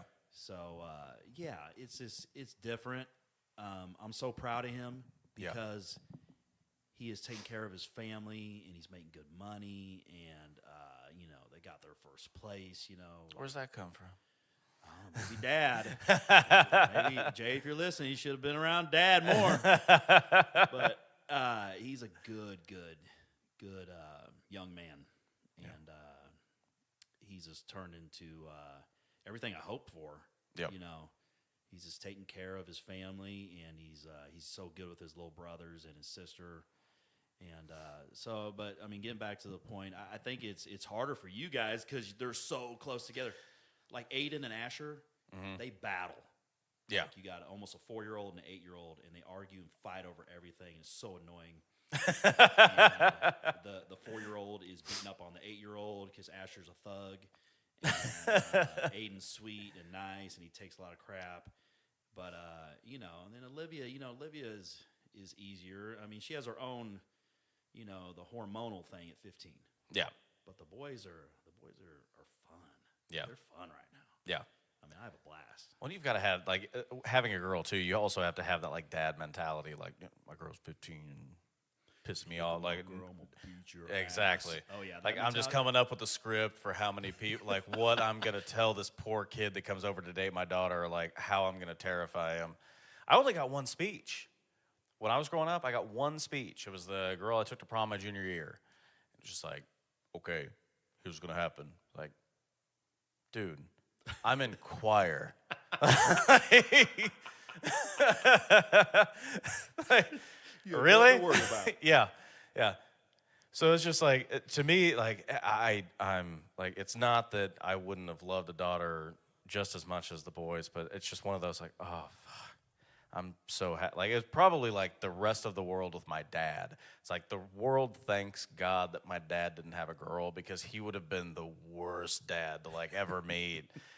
Probably would be in a, seminary or whatever it is. Like, I'd be a nun at this point, because he's like, yeah, I'm not Catholic, but go over there. No, it's not happening. You're never dating ever. So I can't imagine being the son of or the father of a daughter who is 15. Oh yeah, the little boys, that like her, and it's the drama with her friends and everything else. It sucks the life out of you. He's trying to be there for her, and it's just like, man, boys don't have it. Boys are just like this. Say how it is. Yep. There's no drama usually, and thank God I just have one daughter. Man, I'm already losing my hair, getting gray. Yeah, dude. I am so happy. I have 3 boys and 1 girl. But at least you're jacked as shit. So, like, when the boys come over, you're at least going to be intimidating. They all say that to her, but they still try to talk to her. They try to holler at me. I was like, what does that mean? Well, they're trying to talk to me, but kind of like date me. They have different lingo and shit. I don't understand half of it. Yeah. That's because we're old. And I'm like, what does that mean? Either you're going to date this person or not, and we're just talking. So I'm like, okay, whatever. It's stressful. And she has the body of a little woman, and she wants to wear things that I don't approve of, and yeah, that's stressful. Yeah, that cannot be fun. No. I like I said, Count your blessings. You have 2 boys. Yeah, I know, and I'm sure they're gonna be. They'll put more gray in my hair than they already have, which is freaky at 32 to, like, look and just be like, God damn it, are you shitting me? Yeah. And everybody's like, well, it's because you have 2 little ones. It's like, well, that doesn't fucking help my hair. God damn it. Like, I have so many people, like, I feel very lucky because my dad has more hair. Like, all the pictures that you see of God where he has this, like, white flowing hair, that's my dad. Like, he just has this, like, massive mane of hair, and and it's always like, well, it's not your dad, it's your mom's father, it's your maternal grandfather. And it's like, okay, he had hair too. I don't know if I'm going to survive that because I have 2 little boys. Like, I can just picture them just, like, flying across the yard and just beating each other up. And I never had that. Like I said, my brother was always my protector. Yeah. Like, probably 5 jokes in my lifetime that he's ever, like, done at my expense. That's it. Outside of that, always there. But we were 10 years apart. Like, what the fuck do you do when they're 2.5 years apart? That's freaky. I have no idea. Apparently what you do is you lose hair, or it goes gray. They're going to battle. Yeah. I see Archer being because Connor seems real sweet. He's your sweet Oh, yeah, he is. But I see Archer being this, he's kind of big. Oh, he's chunky. Dude, and he looks so much like me. Like, they both look like me when I was an infant. Yeah. But Connor always looked like me, but skinny. Archer looks like me because I was fat as fuck. So when I see that, it's just like, oh my God, I have no idea what's going to happen. Because Connor, like, he's just brilliant. Like, and I say that knowing the bias, but like even at daycare, it's like they always talk about, it's like, yeah, he always calls out the answer before we can even complete it. Oh, so he's really smart. Oh, ridiculously. And this is a kid that, because I had him and I was like concentrating on his diet and what he was like. I mean, you saw it. He was there when I was working out with you at first. It's like I was always concentrating on like making sure he had brain food, like brain and body, because he was premature. The best kid ever. In the oh gym. Yeah, he was All awesome. The kids were like that. Damn it, I would have so much less stress. And these kids were even older than he was, and they make the mess in the the office and all that. Yeah. He would just putt around and just do his thing, man. Yeah. Eat his little what was that he used to eat? The little cereal thing. Oh, the little puffs. Yeah. Puffs. Oh yeah. Oh yeah. Big fan of. Oh, and Archer's an even bigger fan of puffs, as you can probably imagine. Archer doesn't miss many meals. He doesn't miss any, and he gets mad if he does, man. But I mean, that's who Connor is, and then Archer seems to be along the same line, but again, he's just so freaking big, and he might start walking and just be good, but whew, it's gonna be fun. They're definitely gonna terrorize each other. I see many nights where it's like just waking up in the middle of the night because one of them people's elbowed the other one. Connor better be ready. He better practice his jiu-jitsu now. At least he's bigger. Like, he's such a nice kid, but at least he's going to be the taller one. He has the brains, though. He might be able to, manipulate Archer in some way. Oh, yeah. And he seems to be athletic. So he's running around the house. He's on his tiptoes all the time, just like screaming around the house. That's awesome. Oh, it's fantastic. Like, it's going to be fun, but it's going to be weird because, like, Nikki had an older brother that was about that. They were very similar in age. I didn't. I have no idea what that's like. I'm excited to see what it's like, but I'm also like, fuck, what's going to happen? It's going to be a blast. Yeah. How close in age were you and your brother? 2 years. 2 years? 2 years almost exactly. I'm October 17th. He's a 20th. It's almost 2 years exactly. Oh, man, My two Libras in the mother. house. Oh, yeah. We terrorized my mom, especially she said me. Yep. But, my poor mother. Surprised she still talks to me. Well, because you and your brother have personalities, man. We have different personalities. Very different, but you have personalities. Yes, we have personalities. Yeah.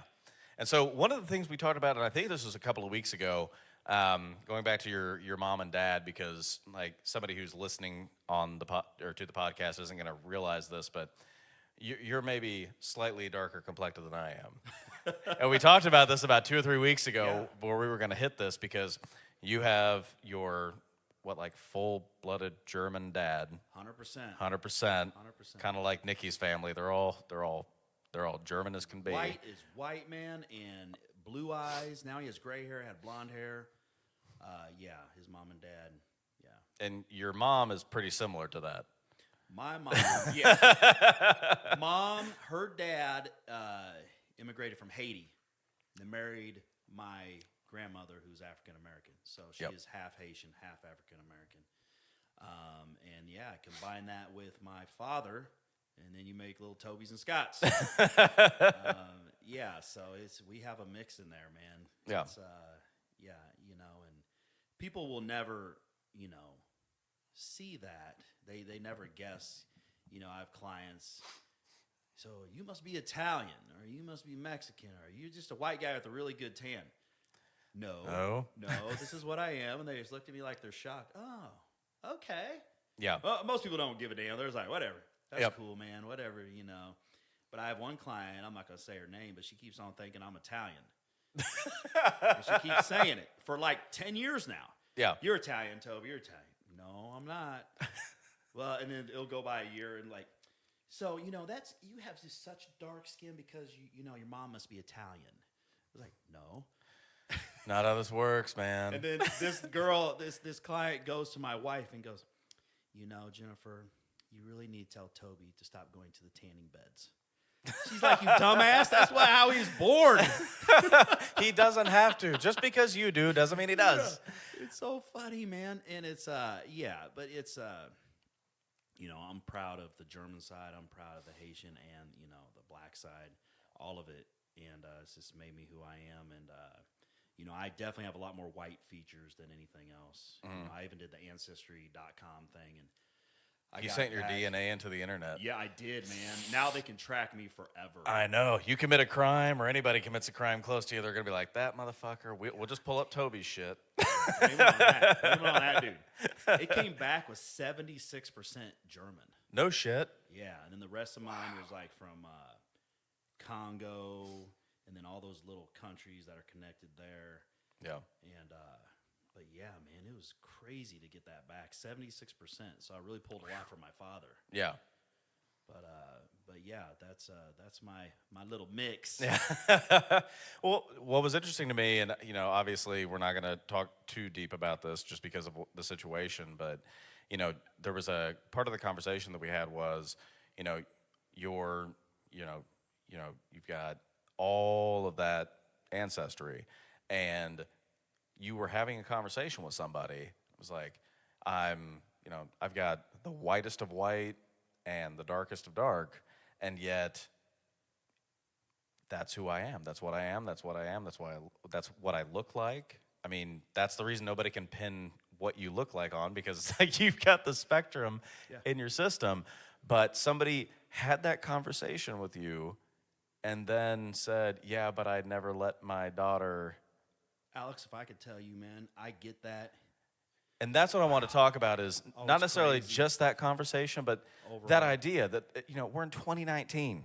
Oh, racism's still there, man. And it's fucked up. It's crazy. You Yeah. oughta, if you could be a fly on the wall and hear some of the stuff I hear, and I don't have anything against black people, but I never let my daughter date one.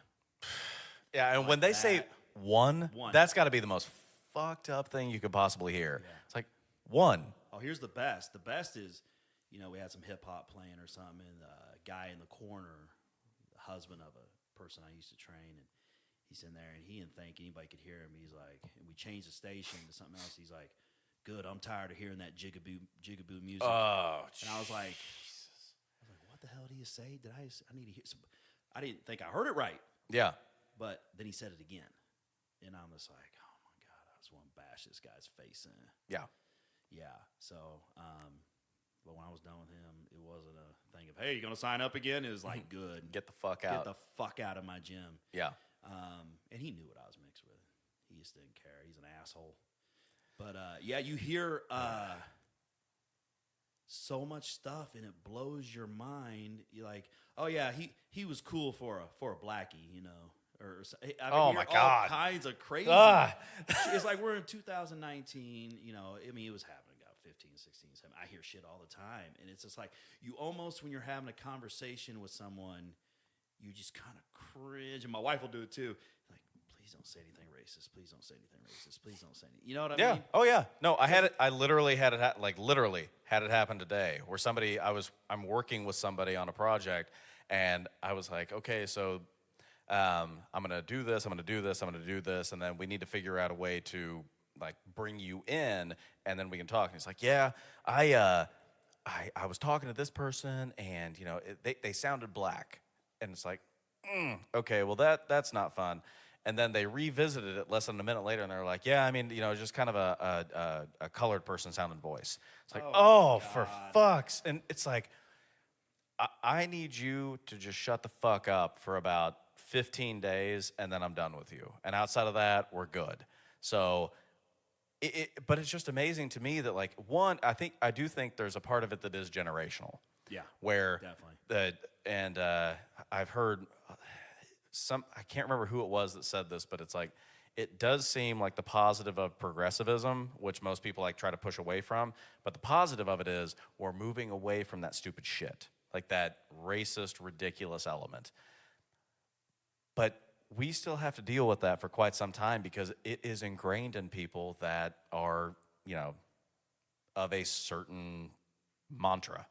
And you just have to I don't want to say you have to grin and bear it, but you just know it's going to be there. You know it's coming. Yeah. You almost can feel it. Yeah. You know, and it's just like. It's like Bill Burr's joke, like, how do you know a black joke's coming? They look over their shoulders. Like, nope, none over there. No black people over there. Here's the black joke. It's like, that's how you know it's coming, or the word, like that horrible word. So, I mean, but somebody like you who, I mean, you're everything. Yeah, they don't know what I am. Yeah.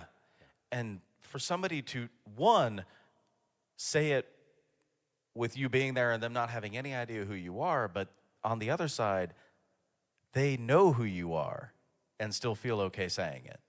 Yeah. What the fuck? Yeah. How do you deal with that and not just kill people?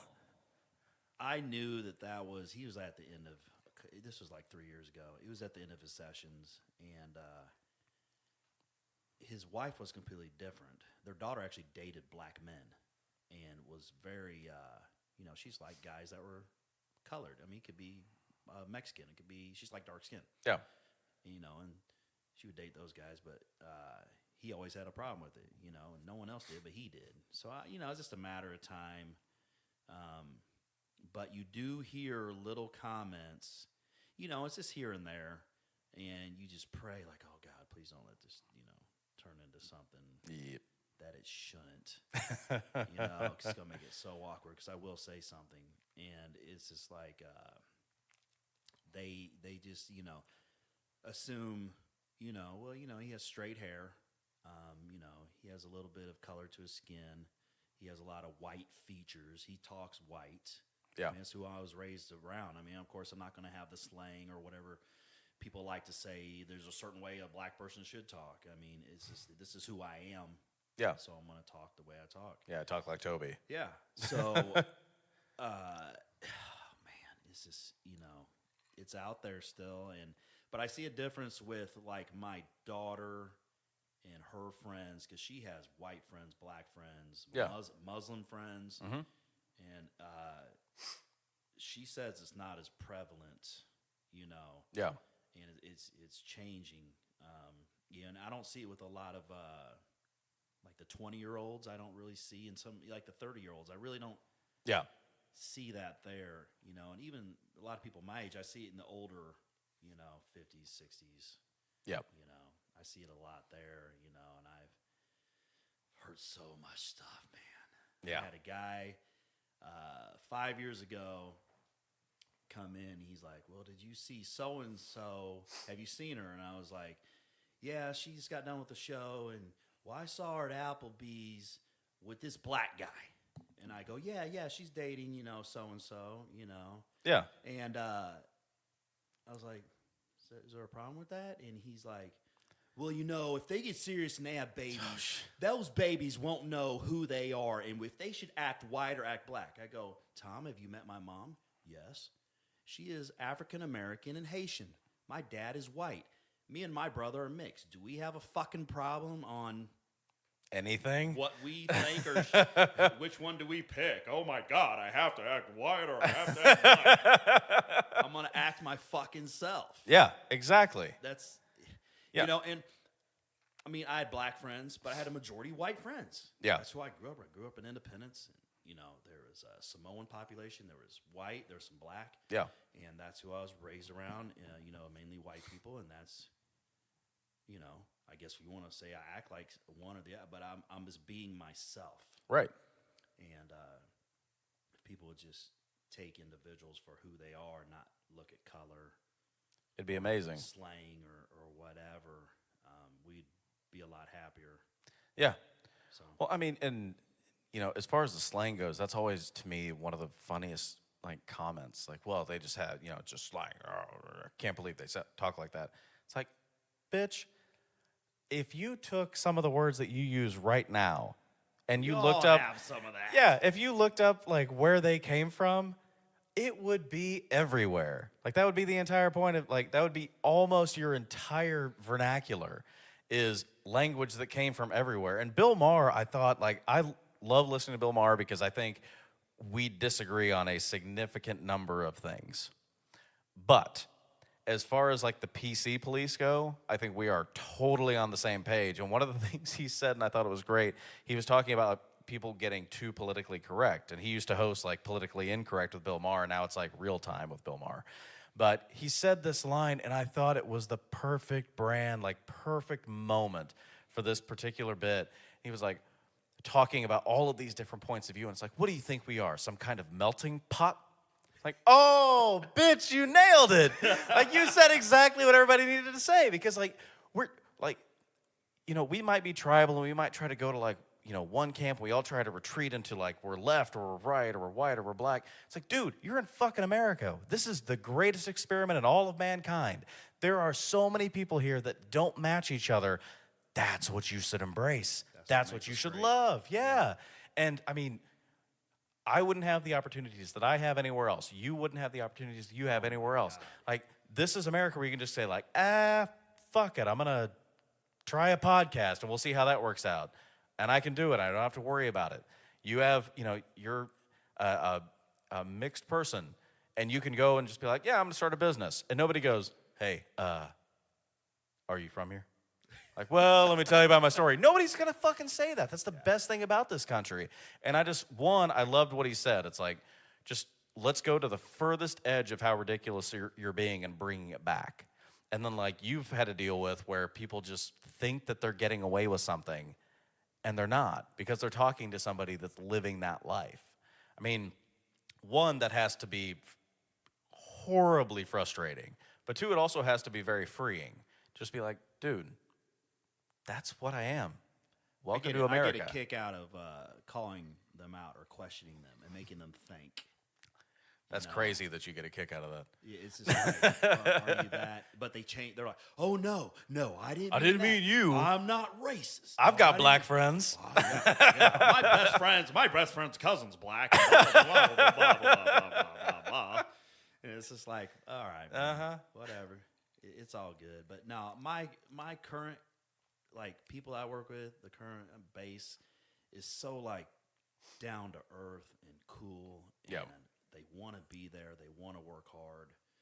And they support each other and in good moods and just get after it, you know? Yeah. And I like when, like, I don't know if any other trainer does this, you know, if they're not a coach. But, I mean, I like when people text me and say, hey, am I doing this right? Am I doing this? Should I, you know, let's try this. You know what I mean? Yeah.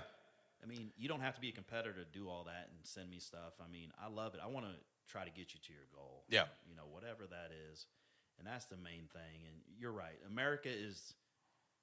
It's the greatest country on earth. Where the fuck can you... I have 3 years of college, and I'm running a business, a successful business. I take care of my kids and my wife. I get to travel. I get a, you know... If I want something, I get it. I mean, where else can you do that? Nowhere. And have the freedom of speech and sit here and have a freaking podcast with my buddy and just shoot the shit. There's nowhere else. Nowhere else in the world that you can do this and be successful. Yeah. That's people are too lazy. You can make what you want out of your life if exactly. you work hard enough and you're driven. Yeah. Well, again, like in every other situation too, you might have, like, there might be certain areas in the world where you look around and just think like, okay, I have the ability to do X, but you don't have the ability to do X, Y, and or Z with people that are so much different than you, that have so many backgrounds. Like, when my family did, like, genealogy, it was like, we're from fucking everywhere. Everybody came here to do that. I mean, you're probably even more so than that. Like, everybody came here to do that, to be here. And no matter what the case is, like, you can't go to Scandinavia, any one of those countries, and say, like, okay, so we're going to sit down with somebody very, very different, unless they came there by choice. And in most cases, it's just not going to be that way. Here, everybody has a different background. I mean, how many people do you, like, on St. Patrick's Day, they are proud as can be about being Irish. Thanksgiving, they're talking about how their family came in on the Mayflower. Like, everybody is talking about where they came from, and I actually like it, as ridiculous as that might sound. I like it because it's like, yeah, we're all from different places. And there's the horrific part where, yeah, my family's from Africa. It's like, yeah, they are. Sorry about that. Okay. But they're from there. and they came in, and we've all made our future based on those origins. And this is the only place where you can say that. It's the only place where you can walk up and down New York City sidewalks and see people from everywhere. I mean, that was one of the coolest things that I noticed when I was in New York City. I've been there one time. I walked up and down the side street from Times Square. I can't remember what it was, but it was like, it wasn't Times Square where everybody's like, I'm selling this, I'm hawking this, I'm doing that, Broadway. It was like, I swear to God, I heard 9 different languages walking up and down. It's like, you don't get that anywhere else. And I mean, New York is much different than Kansas City. It's much different than anywhere else, but that's what America's all about. And to have somebody who has my background, somebody who has your background, somebody who has Nikki's background, my parents, your parents, all of your clients, all to culminate right here and know that we're all from different spaces, and you brought those people together too, that's the American fucking dream, man. That's what it is. It's awesome. I like people who are different, you know, different thoughts, beliefs, and if we're all the same, it'd be boring. Oh, fuck. You know? I mean, so I totally dig it. I think it's awesome. Yep. No, it's fan-fucking-tastic, man. And so speaking of that and your gym differences, places where people are you just fucking excited about the next season of Game of Thrones? God, dude. I've got the map on my back wall. Somebody came in and commented on that. I was like, don't bitch about it. Really, besides, you know, besides work, lifting, my kids, and hate to say it, having sex with my wife. Well, hey. You know, Game of Thrones is up there. That's Fuck yeah. probably the next one after that. So, yeah. Yeah. Well, it's probably after a few other things. You just don't want to admit it. Yeah. You're like, so all of these wonderful things, having sex with my wife, and then Game of Thrones. You're like, if I'm being honest, I'm going to put that number 1 or 2. I mean, man, I just think it's the best series ever. I mean, it is. It is so good. And every time I rewatch it, like, I'll ask you, like, what did this mean? Yeah. Or I'll look it up, or have Jennifer look it up. And it's just like, I'm so into it, man. Yeah. I look forward to seeing it every night. Yeah, I'm telling you, man, one of these days, I'm going to have you over. We're going to have the same setup that we have here, where it's like whatever drinks we need, and I'm going to play for you histories and lore once I have good fucking internet, because it would be awful watching it here. But we have to watch that because it's boring to 99% of the population. But somebody like you who gets intense and really wants to know about all this shit, it's like, it's all the stories behind the stories. Like, it's everything that they talk about in the series that you go back and watch, and you're like, okay, so what do they mean about why the Dothraki don't do this, or why the first men were this, or why they fought the children of the forest? All of it is in that. See, that's what I want to see. Yeah, and it's awesome. But if Nikki watches it, she'll fall asleep. It's like, no, I'll just assume what I assume, and I'm gonna fucking deal with it. Yeah. But for me, it's like, I want to know everything. I want to know everything about it. I want to know the entire world, because to me, it's 2 things. 1, I just love it.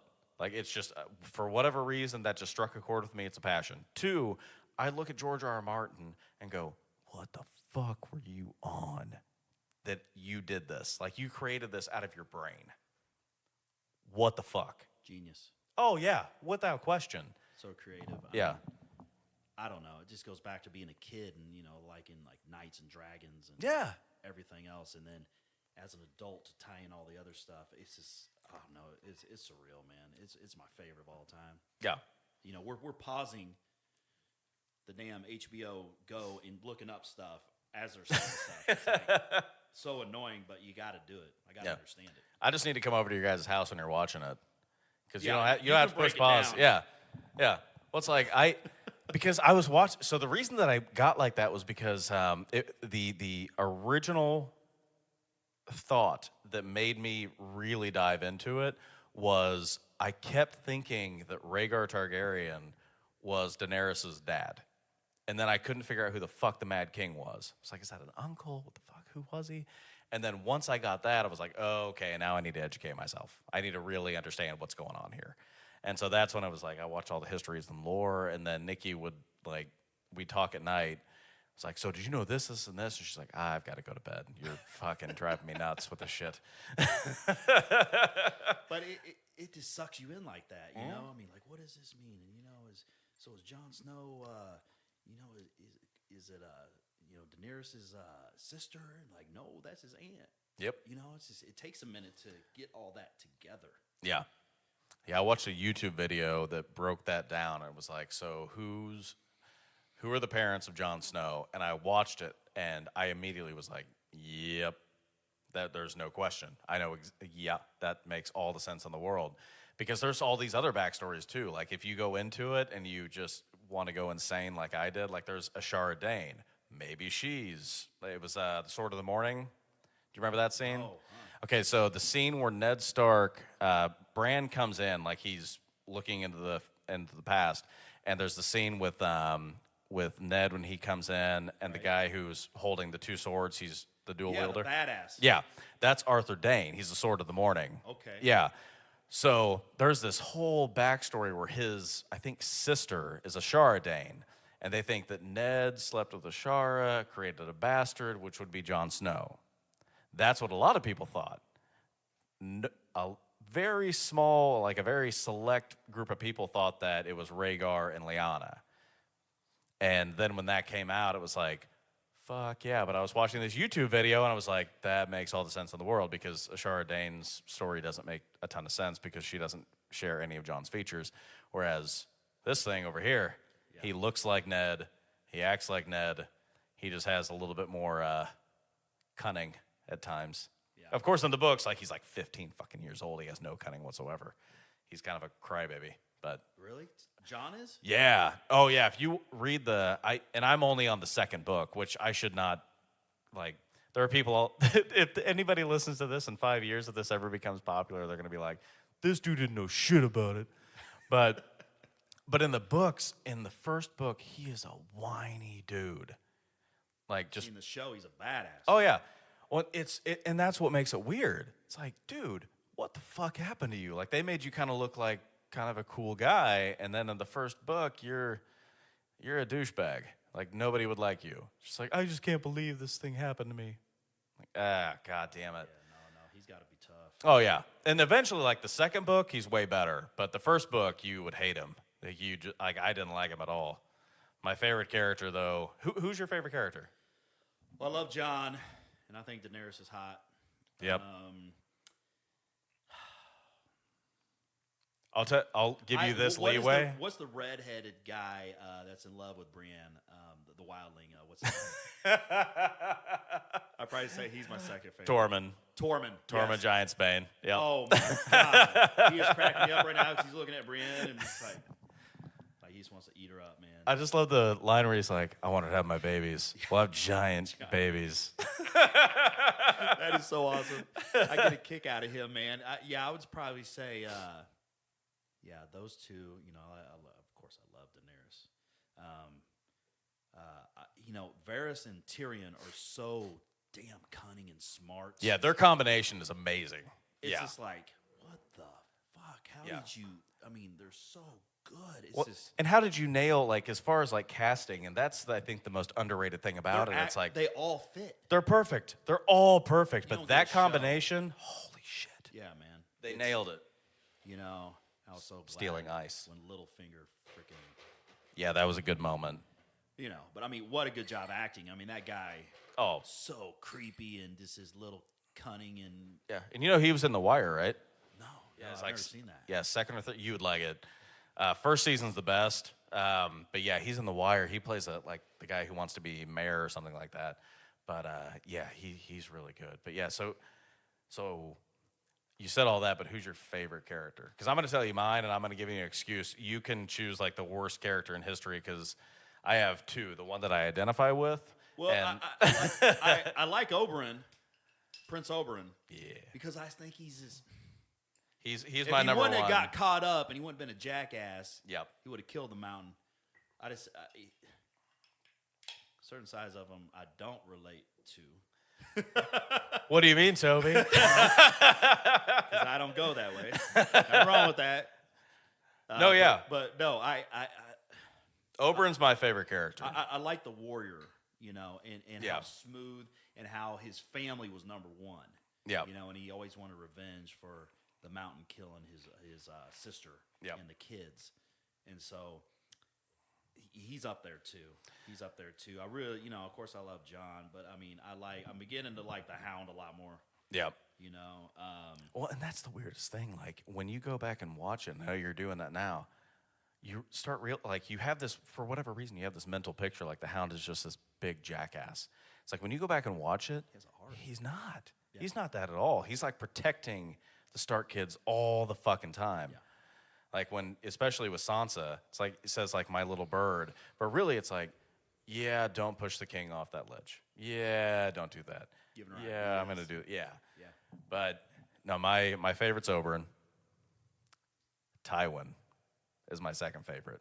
Dude, genius. Oh, He- yeah. He kept the Lannisters in power and not super crazy, and Yep. kept them in check. Yeah. You know, and that, you know, what a great actor though, and the characters Yeah, again, casting. amazing. I mean, The just most his- underrated part. You know, he really didn't give a shit about his kids. He cared about his name. He's like, Well, yeah, because that's what's Lannister gonna last. name. Yeah, it's gonna last forever. Yeah, man. And I think a lot of us could deal with that more. It's like if you thought about what it's gonna mean 100 years from now, you'd probably act fucking different. But yeah, it's Oberyn, Tywin, Robb Stark, for me. And Robb. Robb Stark has the best wolf. He's got Grey Wind. Grey Wind. I mean, he So you kicks. even know the wolf's name. Oh, yeah. Man. I know like Ghost. Yeah, Ghost, Grey Wind, Lady, Nymeria, Shaggy Dog, Summer. Boom, got them all. No, but I mean, That's why I ask you all the hard stuff. no, but like Tywin, like to me, if it wasn't for Oberyn, he would be my favorite character. And it's fucked up, but it's true because you think about what he does, and everything he does is about the future. So if you watch the histories and lore, there's when Tywin comes back from, it's called I think it's like the War of the Nine Penny Kings. It's like where he really became Tywin Lannister, where he got his, like where he earned his stripes in our vernacular. It's weird because he comes back and his dad is a pussy. Like there's no questions asked. Like I can't remember his dad's name right now. It's like Tyreek Stark or something like that. But like Tyreek Hill. That's not correct. But it's something like that. But his dad is just a pushover. He really is. And so when you're like listening to it, he's like, yep, and you hear it in the series, but you really know it when you listen to the histories and lore. It's like, yeah, he did it. But the Reigns of Castamere, that song, like, o'er his halls and no one else. Yeah. So that was because of what happened after he came back from the War of the Nine Penny Kings. So he basically comes back, realizes his dad is letting two houses just get away with fucking everything. And he's like, Dad, we need to do something about this. And the two houses come to his dad and they're like, we're not going to listen to Tywin, right? And they're like, yeah, sure. So they don't pay attention. Well, Tywin just basically says like, well, fuck off. I'm going to ride. And one house, he just destroys. And there's a whole story behind it, but he just like decimates, burns everything, kills everyone. He goes to the next house, and this house is built kind of like Casterly Rock is, where they have mines for gold, but it's like 2 levels tall, but then everything else is underwater or in a cave, like a mine. So they retreat into the mine, and what I just said is going to give away the entire last part of this, but they send up terms. They're like, we'll do everything you're saying. And he's like, nah, I'm not going to listen to you. So he buries the castle. He diverts a nearby river and drowns everyone. And that's the Reigns of Castamere. And the last line is like, and no one left to hear. So that's it. Songs about it. Exactly. Man. He's a gangster. Oh, he is. But his whole thought was, and he talks about this in the series and in the books, it's like, and the reason I did it, nobody's ever questioned me since. We haven't ever had to go to war. Nobody's gone to war with us because they know that. So smart. Oh, yeah. And fucked up, but ridiculously smart. But I mean, that's why he's one of my favorite characters. And again, Oberyn is just a fucking, like, he's a one-season wonder, just a badass. But Tywin, like, you can hate on him all you want, but he's the most badass of all the characters. Yeah, he's up there. He's just, he like see the future, you know, and he could, I'm just surprised he went out that way. On the shitter. Yeah, on the shitter. I'd have thought he'd gone out, in a war or something. Yeah. So I was surprised to see that. But Yeah. You knew it was kind of coming. Well, I'm sure it's one of those moments, especially for somebody like George R. R. Martin, where it's like, okay, so I'm going to take the highest character, the guy who's on the tallest pedestal, and we're going to bring him down to literally the lowest one. And that's how he's going to die. I mean, that's the genius about that series. It's awesome. Yeah, it keeps you watching, man. Yeah. It's so good. Yeah. I'll probably watch it even again after they have this final season. Do it all over. Yeah, well, did you see that they have, like, the next installment coming out? It's going to be about the Targaryen dynasty. Oh, or really? no. So is it like a spinoff or something? Yeah. Really? Uh-huh. Oh, Apparently, that's it's like the Targaryen dynasty and I don't know if you'll know about this, but the Doom. No. So the Doom is like where, so it's, and I shouldn't say Targaryen, it's Valerian. But the Targaryens, like Daenerys and all that, their family is from the Valerian dynasty. Right, yeah. Well, the Valerian dynasty died because this thing called the Doom just exploded their entire country. Like it literally was almost like a super volcanic occurrence. Like wildfire or something? No, like an actual volcanic, Volcano. just yeah. So it just destroyed their entire area, and that's why they left. It was a little bit before then, but that's kind of the easy story. But yeah, so that's what happened to all the dragons and that dynasty and everything else. And the Targaryens left about a few years earlier, and they spent their time on Dragonstone for 100 years before Aegon did his Aegon thing and took over Westeros. But yeah, so it's about apparently the period right before. Dragons too, right? That's what he used to. Yeah. So he had it was him. So his family went from Valeria to Dragonstone, spent 100 years there, and then Aegon went with his two sisters into Westeros, and they took over, and it was he and his two sisters, and they all had dragons. But yeah. I can't wait for that shit. Oh, it's gonna be fucking awesome.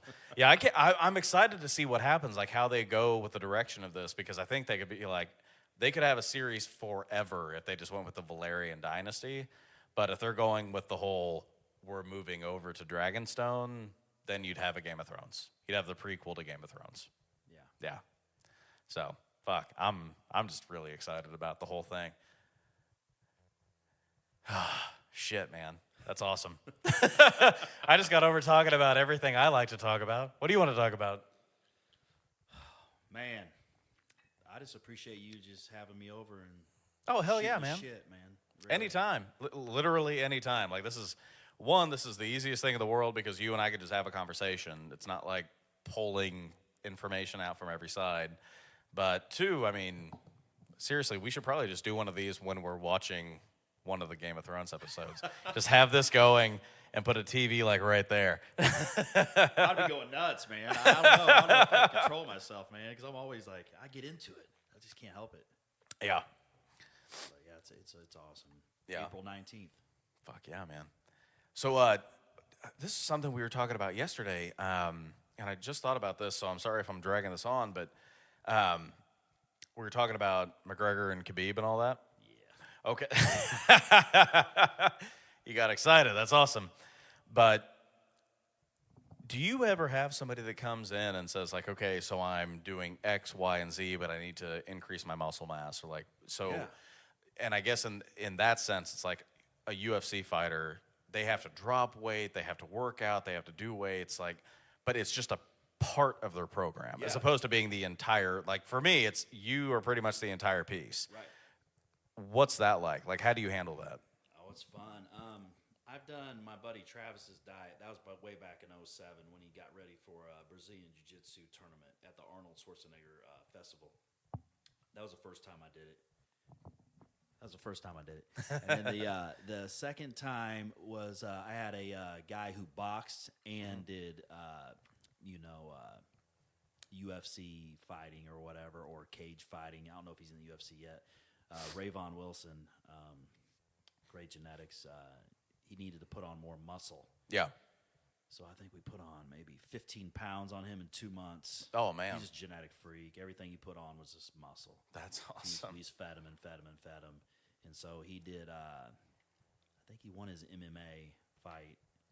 And and then he lost his boxing or something like that. But then he tore his ACL, and I haven't seen him since then. But yeah, so I hadn't been too many. Yeah. But those are just a couple, examples of people I've worked with just in that kind of arena. Yeah. But there's also been some that compete that are like, I just want you to do my nutrition. I got my workout, whatever. I work with somebody on that. I just want you to do my nutrition, or I just want you to help me in my posing. So yeah. But well, posing seems to be a big issue because, like, you were talking about, I think that we had this conversation about a year ago where you were talking about how good your wife is. Like, she's the shit. Yeah, like she just fucking knows. Like, she has good body awareness. She is just in tune. If you want to know if somebody can frickin' pose, take them to a damn club and see if they can dance. I'm serious because she can move, and she's always been like that. You know, she's the type of girl you could just play something, she can move to it. I mean, that's how she is. So she can pick up posing for bikini, figure, women's physique even, because she's been around me for bodybuilding, so she knows all those poses. Yeah. She tweaks my posing. But yeah, she's absolutely amazing with it. Yeah. It's incredible. That's awesome. Yeah, and a lot of people don't even know about her. Yeah, which is crazy. Yeah. She's like an overall champion. She's placed, she's only competed 3 times. She's won 2 first places, 1 second. She probably has the best resume out of anybody in Kansas City. Yeah. As far as amateurs. I mean, she hasn't lost too many. Jeez. Overall champion at her last one, won Masters overall, Open overall. She's very humble. Yeah. That's another thing in our industry. There's not a lot of humble people. There's no fucking person that's humble. I can tell you just based on the research I've done, there's hold on, I'm doing the research. I'm looking at my hand, and I can tell you it's exactly what it should be. Yeah, there's no fucking humble person in that industry. So that's amazing. She is she's the type I have to tell her, hey, you are worth doing nationals. You are this good. She had people telling her to go do it in 16, and she would have won. They're telling her you would win. That's how good she was. She's the mom of 3. Mom of 3, 2 C-sections. Mm-hmm. So when these people come out with, well, I just have kids, and I'm busy, and I got this and that, and blah, blah, blah. Oh, and then some people say, well, your wife's done well. She's young. I love you, baby, but she ain't young. She's almost 38 years old. Yeah. In this game, that's not young. So, I mean, yeah. For her, she has good genetics, but she works her ass off. Yeah. Well, and she seems intense. Yeah. Like, I've instilled that in her. Yeah. We didn't, back at, what was that, Summit Fitness, we all were working out. She kind of got the vibe. She knows what it takes. And, I'm just so proud of her, and now she's training people online. She has like 6 girls going there. And that's awesome. She can do it from home and not have to come in and train people anymore. And yeah, she's amazing, man. She's my rock.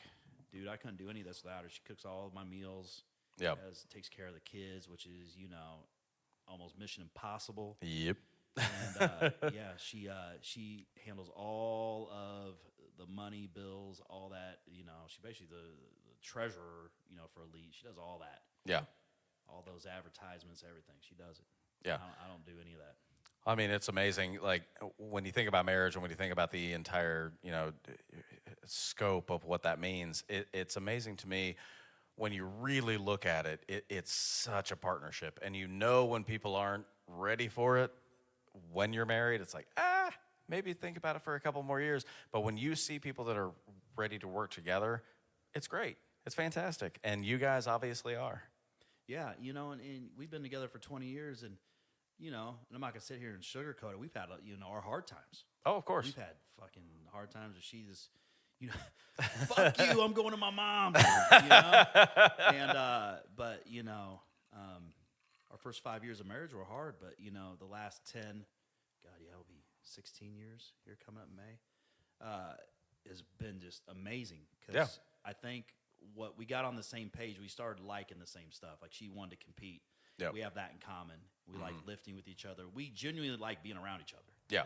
It's not like you have couples, that, oh, I'm glad my husband's out of town. Son of a bitch, kick him out, or vice versa. It's like I do enjoy being around her. Yeah. She's like my best friend, and we can shoot the shit, or, we can go lift or whatever. But, and then she also gives me my time if I need to be alone or doing something, or if I'm frustrated.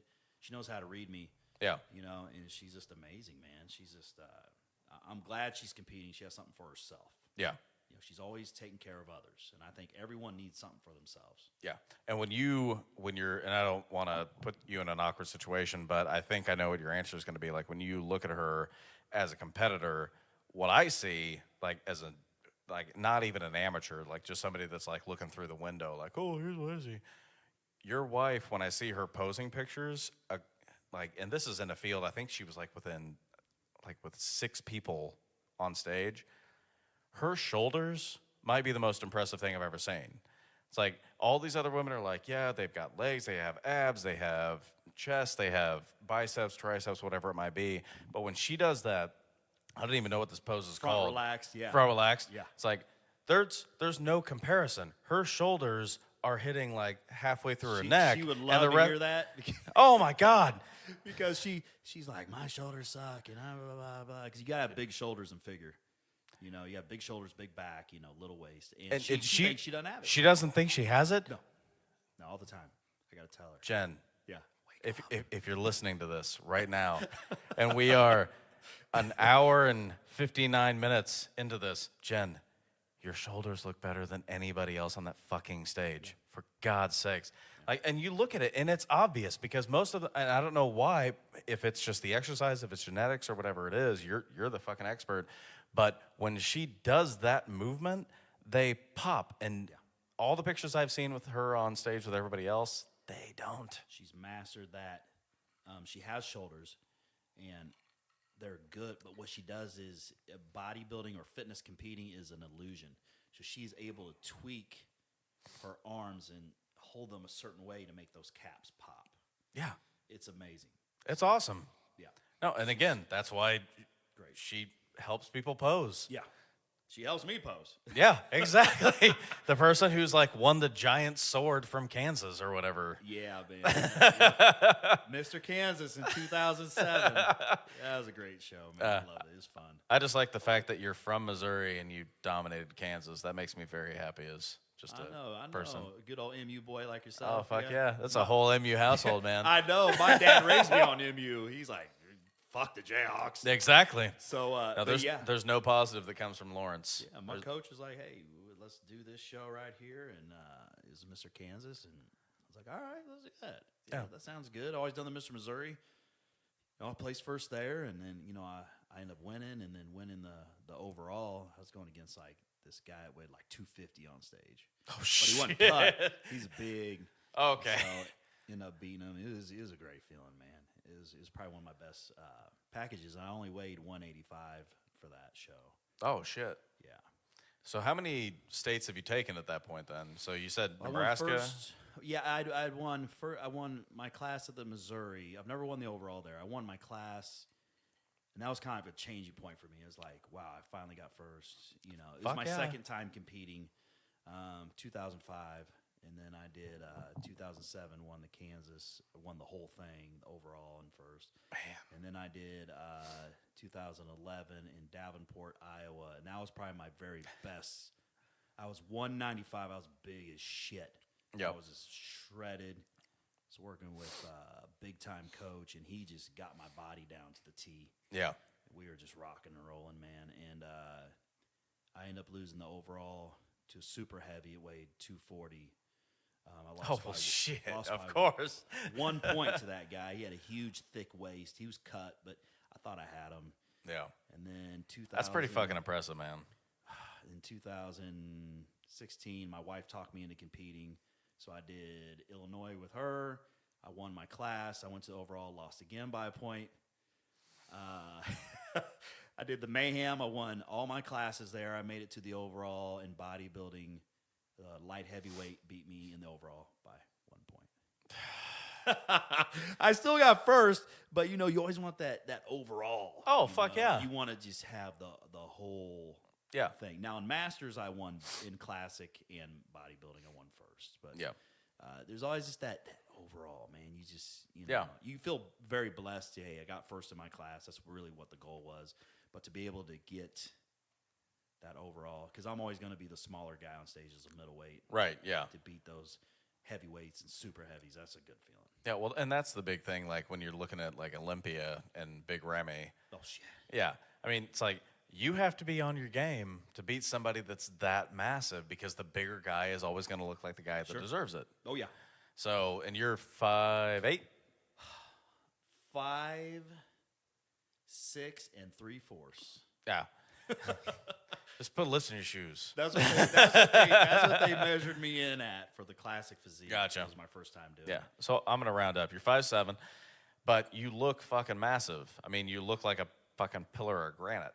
So when you're doing that, and you're on like when you're on stage with those people, like even if they're 6'4", they're just gonna look bigger. They're gonna look broader, and if you have a good judge, that's gonna mean a lot. But it seems like in that industry, there's big guy not against a good little guy. The good big guy is always gonna win. Yeah, but in that industry, it does seem like they, and maybe I'm wrong, but it does seem like the judges just aren't as great.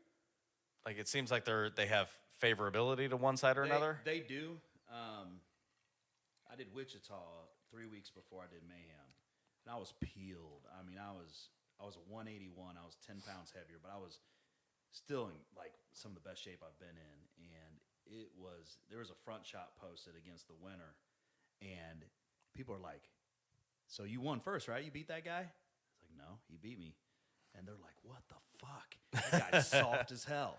He was soft. He was so off. Yeah. But guess what? He's also a judge. And I hate to say it, but there's some politics. And you got all those. Okay, so these are all judges that know him. They're all they all know each other. They're all from the local Kansas City area. Well, at the Mayhem, what Chad Nichols did, the promoter, he brought in national level and pro judges. So these guys have never seen me. Yeah. Guess what? I get fucking first. Wah, wah. Yeah. So you tell me. Yeah. You know? Yeah. Same hardness. Mm-hmm. You know, I got a little better pump backstage, did a little bit different before I started pumping up. Actually got into it, got like almost a workout. Yeah. But that was the only difference, and it was like, I hate to say it, but yeah, man, there's going to be some politics. That way, you just got to make sure you're that good. Yeah. Come in shredded, full, as best as you can, and just hit your posing right on. And yeah, it was a big shock to me. But these were some of them were Olympia judges. So it was like I finally got my due justice, due diligence here. Yeah, and that's fucking awesome. I mean, when you have Olympia judges, that means everything because that's the top of the top. Yeah. I mean, that's when you're like they're judging freaks. Yeah. Like, I mean, they're judging like non-humans at that point They were because all- they're so massive. Yeah, they're all national and you know, national judges, and they you know, a couple of them were on the Olympia. You know? Yeah. So it was so cool. Yeah. To have that. Oh, fuck yeah, man. So what, in your career, what's your proudest moment? And I don't mean, here's what I don't want you to do. Don't be sentimental. Be like, well, I really like training my clients and everything's Right. great. I mean, like, all the personality cut aside, what's your proudest moment? That was a good huff. too. God, man.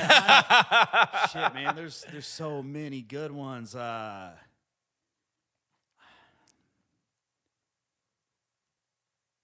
very first year I competed, I didn't win, but I got fourth, and there was 30 fucking guys in my class. Nice. It was unbelievable. I mean, the guy that won it was 40, and this black guy, he looked incredible. I was like, oh my God, if I could look like him someday. Yeah. You know, he's 176, probably 5'9", just beautiful physique, killed all of us.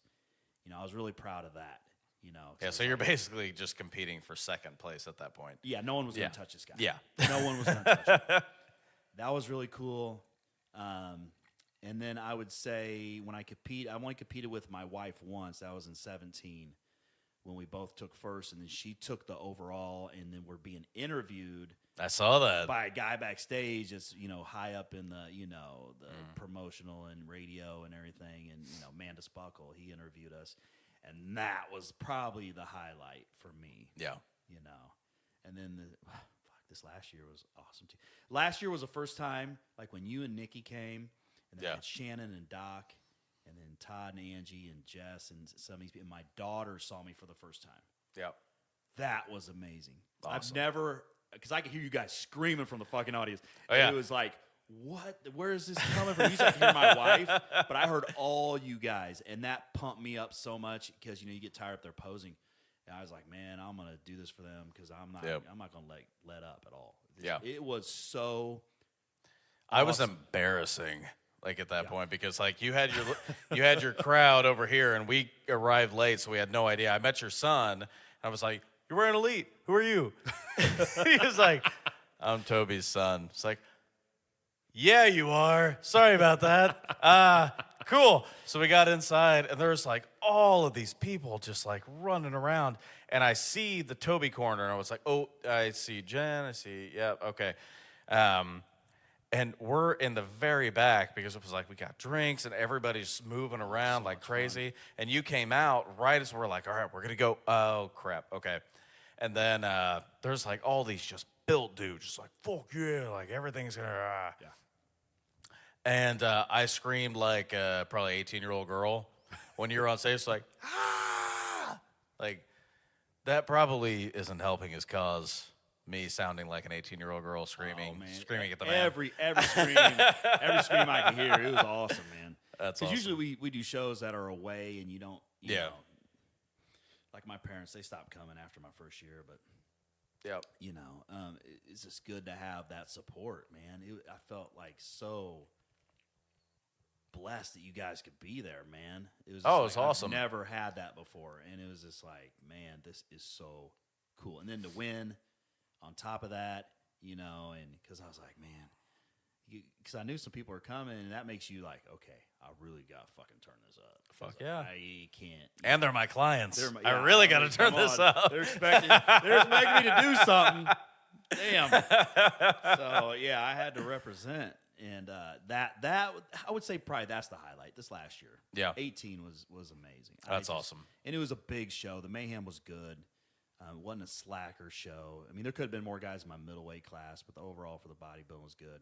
The classic physique was good.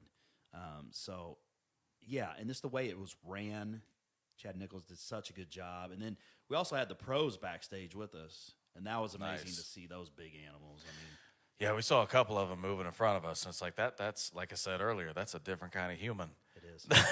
It's a different kind of person, man. It's unbelievable. Yeah, they don't look like me. They definitely don't look like me. They don't look like you. They look like there's some other stuff going on there. Oh my God. Jesus Christ, man. Yeah. the food and the training, and then of course the chemicals that they use. Oh yeah. Yeah, that's not normal. You're not supposed to be 5'7" walking around at 250 shredded. No. That was amazing to see. And your heart doesn't think so either. No, your heart does not appreciate that shit. Your lungs don't appreciate it. Your liver and kidneys do not appreciate it. No. So they got to be smart. Most of them are. But, every once in a while you get some dummies, man. Oh, fuck yeah. Piana didn't take care of himself. Was that Dallas McGrath? Dallas McCarver. You said, yeah. Oh, McCarver, that's right. Yeah. He actually turned pro at the same time that I did nationals. Oh, nice. I probably should have just shut the fuck up when you were bringing up Dallas. So, but yeah. Really nice guy. Yeah, he seemed like it. Really, really good young guy. And, yeah, he just... But he was 21. He looked like he'd been working out for 20 years. Yeah, you can see it in his face, man. Fuck. His levels were so high. Yeah. Who knows what he was doing or for how long and everything else. I mean, I think his top off-season weight was close to 340. He was 6 foot, but I mean, still 340. That's an inch taller than I am. Yeah. And 140 pounds more. And it was 340, in good shape off-season. Yeah. He had abs still. Fuck. Yeah, it's sad, man. Yeah. It's sad, but you got to hold yourself responsible. You got to take care of yourself. Yeah. All right, so let's talk about that last tournament just as we kind of finish up here, because one thing I did want to hit on with you was, and this kind of brings together everything that you talked about. So you've got the people that you train in the audience, the people that not only that you train, but that you work through for competition. So you've got Doc and me, Nikki, and obviously are yelling like 12-year-old girls. Both of us, actually, probably me more than her. But the thing that I appreciated the most was when we talked, I had said, one of the reasons that I thought not only that you won, because it was pretty obvious that you were going to win because you were just defined, but your posing was off the fucking charts compared to the people that were around you. Yeah. And it's not, and you're welcome, but the biggest thing to me is the sport of bodybuilding is not just let's look great, it's how we show that off. And it was so obvious that, like, I mean, you were on stage with, I think, 3 people, like 3 guys that were in good shape. 2 of you were, at least in my mind, fairly comparable. But his posing wasn't even fucking close. And I think that's what brought you, like, I think that's what got you was, I win. And that's just like any other sport, but that is a sport. So when you're thinking about getting into bodybuilding or anything like that, you really have to recognize that not only is it about diet, not only is it about, you know, exercise and this, that, and the other, listening to your trainer. When you're in the moment, you better fucking know you're posing. Yeah. Yeah. Practice it every day. Yeah. You have to. You have to practice on holding it, too, because it's harder than your own workout. Yeah. You're flexing every muscle in your body. Yeah. Yeah. Do the, I don't know what you call, like, the like, most masculine pose. Oh, that front double bicep? Yeah. Yeah. If you're listening to this, hold a front double bicep for 60 seconds and see how that works. See? If you're not used to it, you'll die. Oh, yeah. Well, and, like, when I do it, it's like my biceps cramp up. It's like, I didn't have enough water. Fuck. Like, that's exactly what it feels like. It's like, okay, hold that for 30 seconds. Yeah, like, man. because that's what you're going to do in competition. So if you're doing that in competition, hold it for 60 seconds outside of it and see how it works. Because now you're drained of water. So when you're talking about that, to me, that was one of the most impressive things was you're obviously in great shape. These guys are in great shape. I think like the 2 of you dominated one guy. Like he was just not there yet. Yeah. But the other guy was close. But as soon as you started posing, it was like, he's got it. There's not even a question. And of course, like, Yeah, he wasn't having much fun, man. He was oh yeah, yeah, oh was he? Yeah, I competed. I beat him in Wichita. Too. Okay. Yeah, that was an interesting story about that guy. He was 56. He was the oldest guy in the show, and he was my buddy at Wichita. My buddy at the Mayhem. He's shooting the shit with me, and we're having fun. We were in the Masters overall together too, doing our pose down, and then later on, he accidentally tags me in a post, and he's fucking roasting me on his Facebook shit. Oh no. Yeah. How the fuck did this guy beat me, blah, blah. So I get on there, real nice. I go, here's the scorecard. I got first from every single judge. So I unanimously beat your ass. Yeah. And I beat you in bodybuilding, classic masters. I beat you in all those. And I beat you in Wichita, too. Yeah, he was so pissed. He told me, he's like, yeah, Toby, man, you look so good. And, I think you got me. And, and this is going to be my last show and everything. And then he just gets back to Wichita, and this dude's just pounding me on Facebook. What the fuck? Well, that's got to feel even better. You're like, all right, bitch, let's figure this out. Off there. His own friends were like, I don't know, Mike. I mean, I think he looks pretty good. And other people are like, yeah, man, you should have beat his ass, man. And then one person goes, well, what was this? This is the Masters. That guy doesn't look 42. He looks 32. He lied about his age. I go, thank you for that fucking compliment. Just screenshot that, and we're good to go. Yeah, I just want to say that. Put it in my phone. We're good. Thank you. Yeah. No, but it was awesome. I mean, all of that stuff, like in any other sport, would be like, dude, you're calling, what the fuck? You're aging me and shit? Yeah. But in that, you nailed it. Like, you did everything you needed to do. You worked your ass off. You did everything that you tell your clients to do. Yeah. And you came in second, but to a guy that was like 6'4". Overall. Yeah, that classic overall, man. He's a young guy. He was tall as hell. Oh, my God. Yeah. And, looking at him, and I knew in my heart there's no way I'm going to be able to get, because his posing was good for a young guy. His posing was so crazy. I mean, he was posing like Arnold. He could twist. He could vacuum pose, and he was unbelievable, and he was so much bigger and taller. So I had fun with him, Oh, yeah. And it seemed like, it really did seem like you guys understood what was going on stage, too. And it was a very big difference between the previous posing session where you were like, I really appreciated it because, like, somebody tried to encroach on your space, and you That's just the douchebag I'm talking yeah, I about. figured that. Later on, he's like, sorry, man, I was just trying to make some entertainment for the judges. Yeah, bullshit. Like, whatever. Beat your ass. Yeah, but you just like, I loved it because like you didn't like move or anything. It was just like you looked him up and down like, bitch, really? Yeah. I knew I had him. Because I was like, man, if I beat you in Wichita, these judges are going to like me even more here. Yep. So, and I was 10 pounds lighter. I was even more cut. And I was like full, and I was like, yeah, it was. I definitely had a lot of confidence. But Yeah. it was fun, and I showed him respect, and it was just surprising to have him start roasting me on. Yeah. It's, Hey, still won. It's social media, man. It's like whatever, dude. Yeah. I'm sure there are people that are going to stroke his ego, but the fact of the matter is, by the end of the day, Yeah, you won. Still beat you. Exactly. So, it don't matter, man. But yeah, that last one was tough because the guy was just so, like, if you're 6'4", that's just fucking tough. Yeah, there's no way. Yeah. There's no way. He probably outweighed me. I was 171. He was probably 235, 240. Oh, fuck. Yeah. 60 pounds? And he was in 60, good 70 shape. pounds? Yeah. Yeah, he was close to, he's probably 9 inches taller than me. Jesus Christ. 8, 9 inches. And the thing is, most young guys can't pose. He could. Yeah, he did a good job. And I was like, But well, hey, I got first of my class. Let's go have some fun. but I mean, that's got to be good because it was you and him. Like there were other people. It was me and him, and then there was also the other. I was Class A, he was Class C, and then there was the B class. Yeah. B class guy looked good too, man. Yeah, but I would have had problems with either one of them. Yeah, I think you beat that guy though.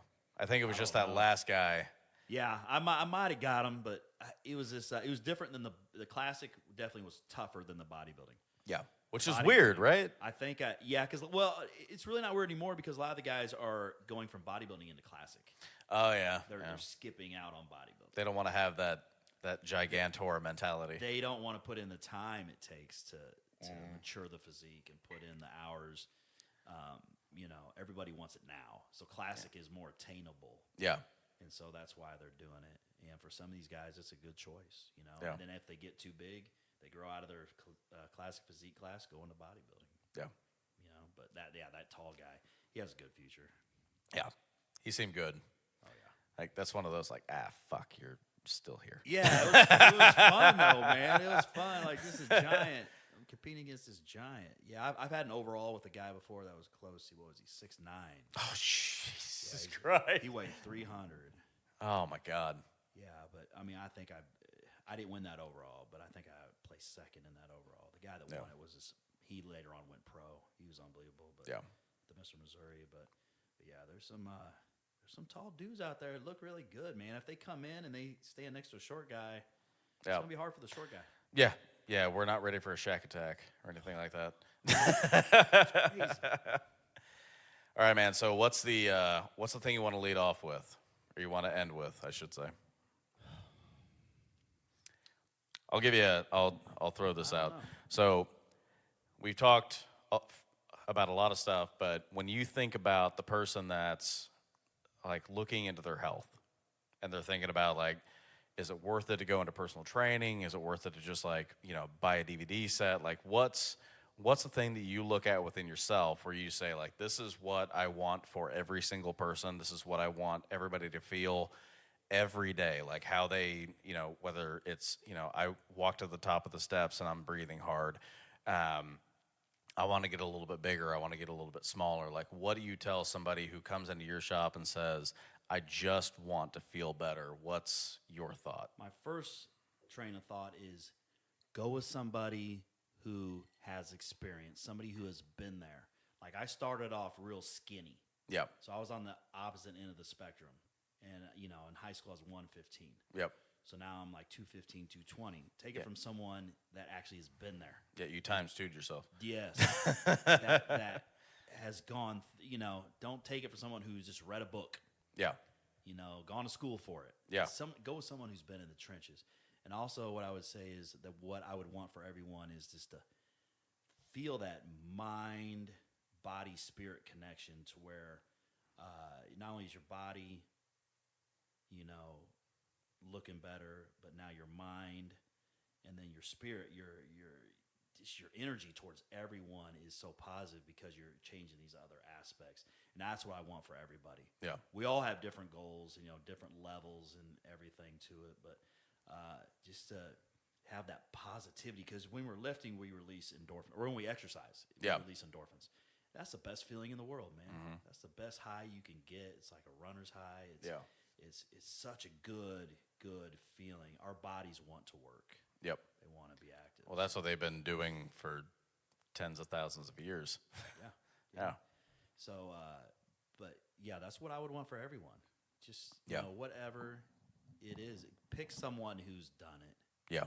Don't just, and do your due diligence and look into them. Yeah. I have people that will, ask me questions, but then they will go in. They'll look at my Facebook. They'll look in my Instagram. They'll ask others about me and whatever, and I want them to do that. Yeah. They need to, find out more about the person who's going to be training them. Yeah. I mean, one of the reasons that, when I talk about Facebook messaging you, like, it just happened to be that my uncle, Dennis Betts, just happened to be your friend, too, and you knew of him and everything else. That's your uncle? Yeah, that's my uncle, yeah. I love Dennis. Yeah. Not by blood. Yeah, not by blood, by marriage, but yeah, he's the most positive dude. Yeah. He's a great bodybuilder back in the day. Yeah, and he's a crazy man. Yeah, he is crazy. He's fucking real crazy. Oh, yeah. I love that guy. Yeah. Yeah. I looked you up, and that was the connection. I was like, well, he knows what he's fucking doing, so I guess I'm going to connect. Oh, yeah, Dennis. But I mean, I think the biggest positive for you overall is you're grounded, you know who you are, you know what you're about, and if somebody comes into your gym, you know within probably, I assume, 15 minutes whether or not they're going to fit. So one, thank you for coming on.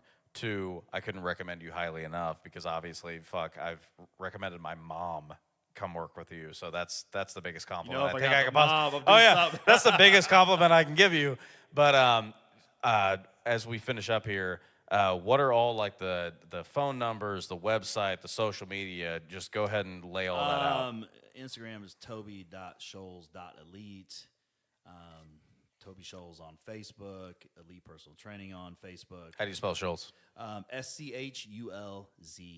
There you go. So, and then number 816-716-1713. You can text me, you can call me.